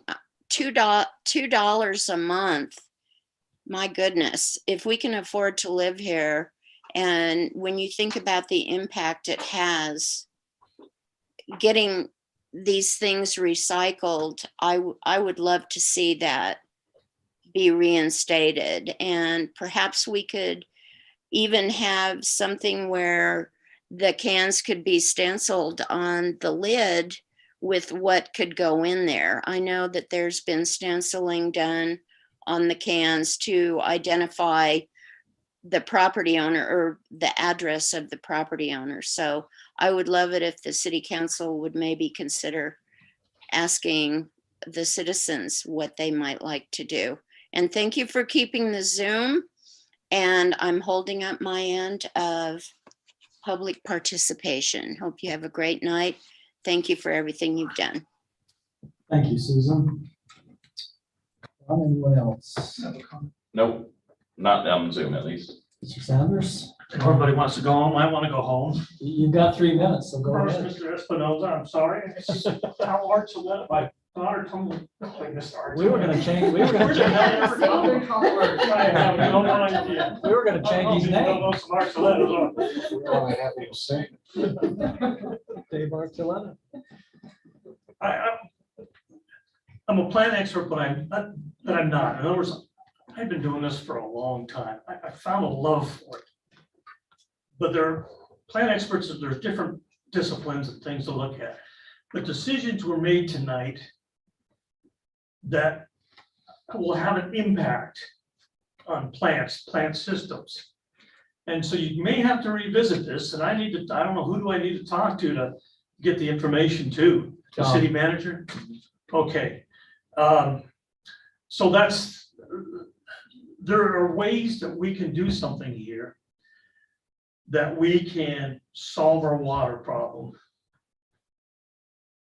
Drip systems. Now, I'm not a drip system salesman, so I'm not pushing that, but I've started a drip system. And it's a highly efficient way to water plants. And it will solve the problem that the city, if we have incentives for people to do that. It can work really well. It would answer some of the xeriscaping situations with businesses. So that's just one idea. Just a quick note on trees. The reason why trees are the last thing you want to go is because kind of for most of us in here, if the tree dies and we have to replant it, we will be dead before it gets anywhere where it will provide us any decent shade. So that's why trees are extremely critical. Shrubs are next down the line, and then perennials after that. So there are things out there and ideas and concepts that you are all here sitting trying to do the very best you can with the information you have. But there is more information out there that will help you to make a much more wise decision, a much more efficient decision, a much more safeless decision. So thank you for taking the time. Geez, what a tough job. Thank you. Any other comments from the public? We appreciate you taking your time to come and be with us. Now you have to work your way up here and state your name.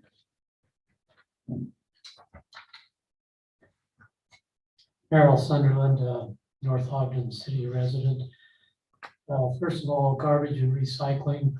I want to compliment the City Council on your method of discussion and arriving at what looks like a very good staged approach to bringing recycling back in. I think there is historical information about who has been or was in the past interested in recycling and willing to pay the extra dollars.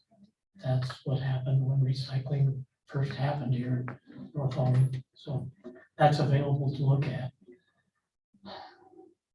Second item, on the Pleasantview Drive, one thing that was not looked at before your vote is that option 3, eliminating the right turn going down 400 east to turn west onto Pleasantview Drive. Probably good reason that option was put up. I don't know if you've done any traffic use, but there's very little reason for anybody to turn right going downhill onto Pleasantview Drive. But for any information that could provide for the present construction that's going on. Thank you. Thank you. Anyone else this evening? Seeing none, then we'll move on to item 17 on our agenda, which is comments from council, staff, and mayor. And I think you had a comment you indicated, Councilman Barker.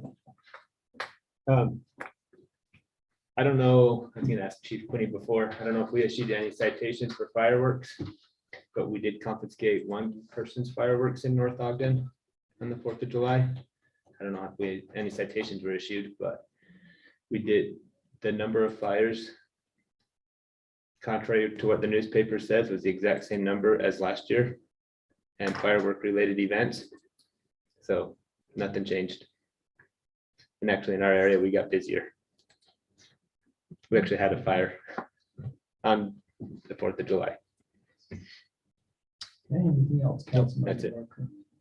You know, I know we didn't have complete compliance with the ordinance, but I would say that we did have good compliance, and I want to thank the citizens who did take that seriously and are concerned about the community and the potential of fire. Yeah.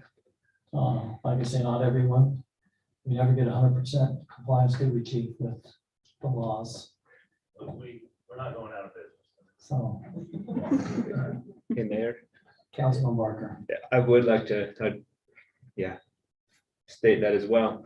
After the fireworks show, we did go back to our station to kind of gather on where we're gonna go out. And it was the most eerie thing on the 4th of July, not seeing any fireworks being shot on the bench area. So it was quiet, and it's nice that our residents are doing the good things. It's good because I was talking to one of the council members, Ogden City, and that fire on 28th and Grand, 4 million gallons of water were poured onto that. And they're already low on water. That's So, it? No.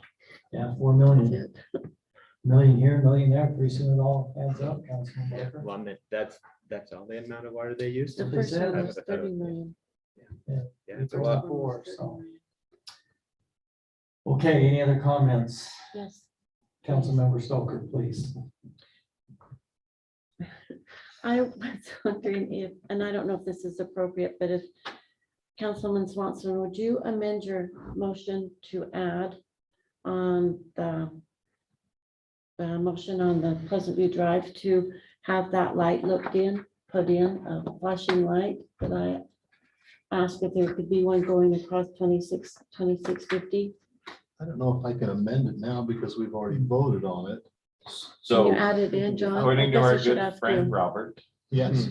during a meeting, any member of the winning side of a vote could ask for an amended motion Go ahead.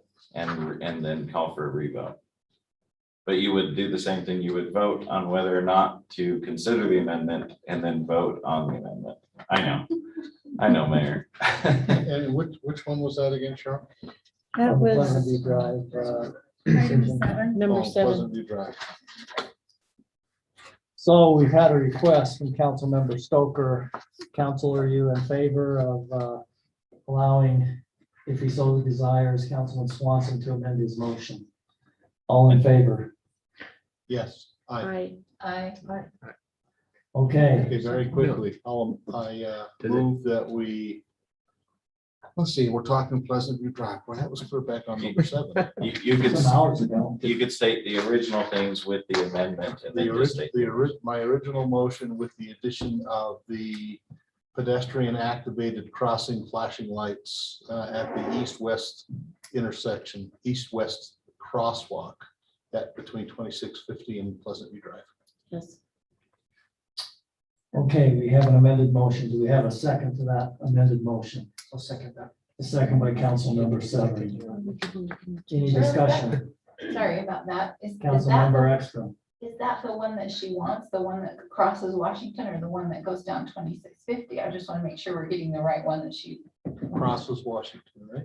No, I don't know how, I don't, Chief, how safe would that be? I do think something has to be done to go across 2650 from north to south. I don't know how east to west would go. Be like Walmart. So 2650 is regulated with a stop sign which usually does not require any additional crossing Washington, however, if that's what you're referring to. Okay.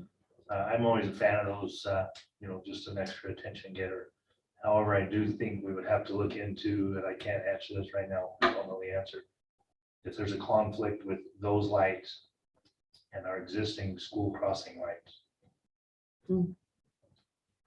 I don't know the answer to that, but we definitely want to look into that before we probably committed to the citizens that we were going to vote in.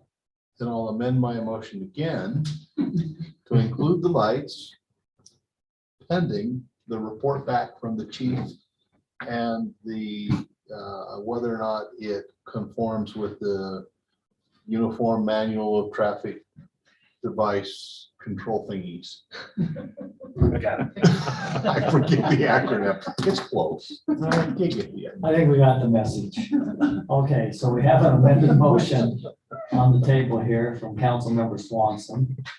Do we have a second? I second that. We have a second by Councilmember Severing. Do we have any further discussion? Seeing none, I believe this is a roll call vote. Is that right? Councilmember Swanson. Yes.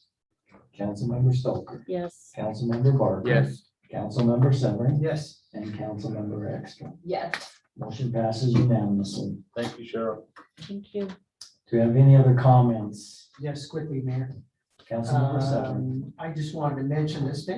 I'm very appreciative of Spencer Alexander, who is really passionate about the Coldwater Creek restoration.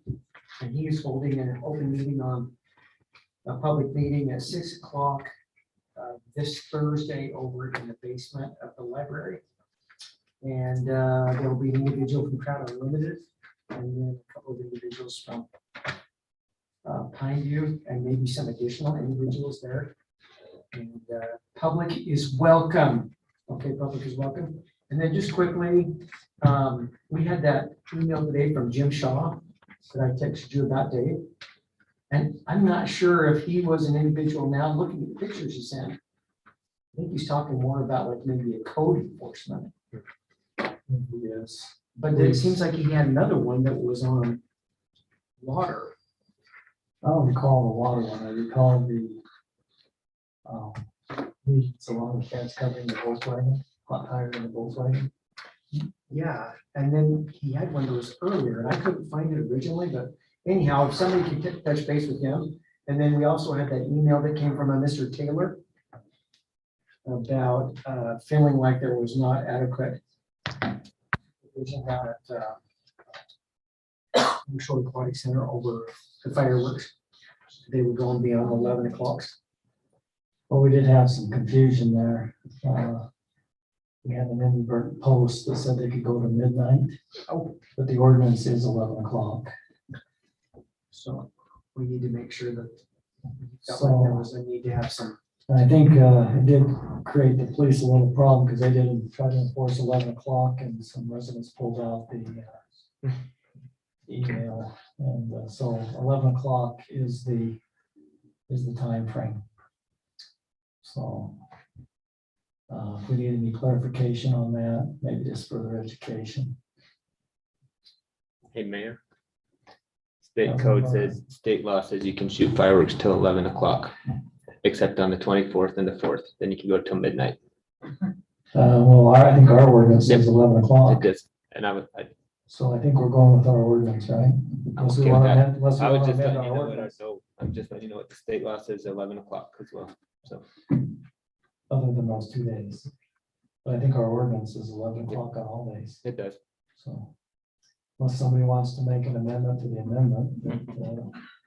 Mayor. All right, we gotta have a little levity, right? Mr. Call, do you have anything for us? Just one quick item. You received an email from the building department today about a footing issue.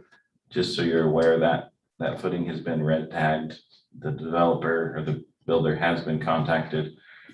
So we'll update you more as we find out more about the issue. It sounds like it was a subcontractor issue, not a contractor issue, if that makes sense, but I'll keep you in the loop. Let's see, a subcontractor issue would be An amendment.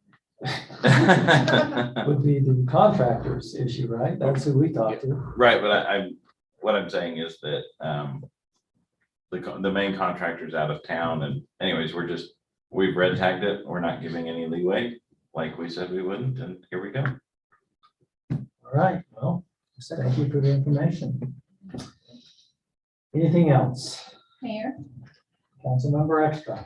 right, I don't know if all of you received the email about the Young Entrepreneurs Fair that they're going to have on Thursday evening, starting at 5, going till 8 o'clock. So I would just encourage us all to go support our young entrepreneurs and give them encouragement in what they're doing. This is being supported, I think, by our Park and Rec department also. So. To further entice people to come to Mr. Alexander's meeting, our local Mr. Dave Espinosa will be participating in that meeting. That should be enough incentive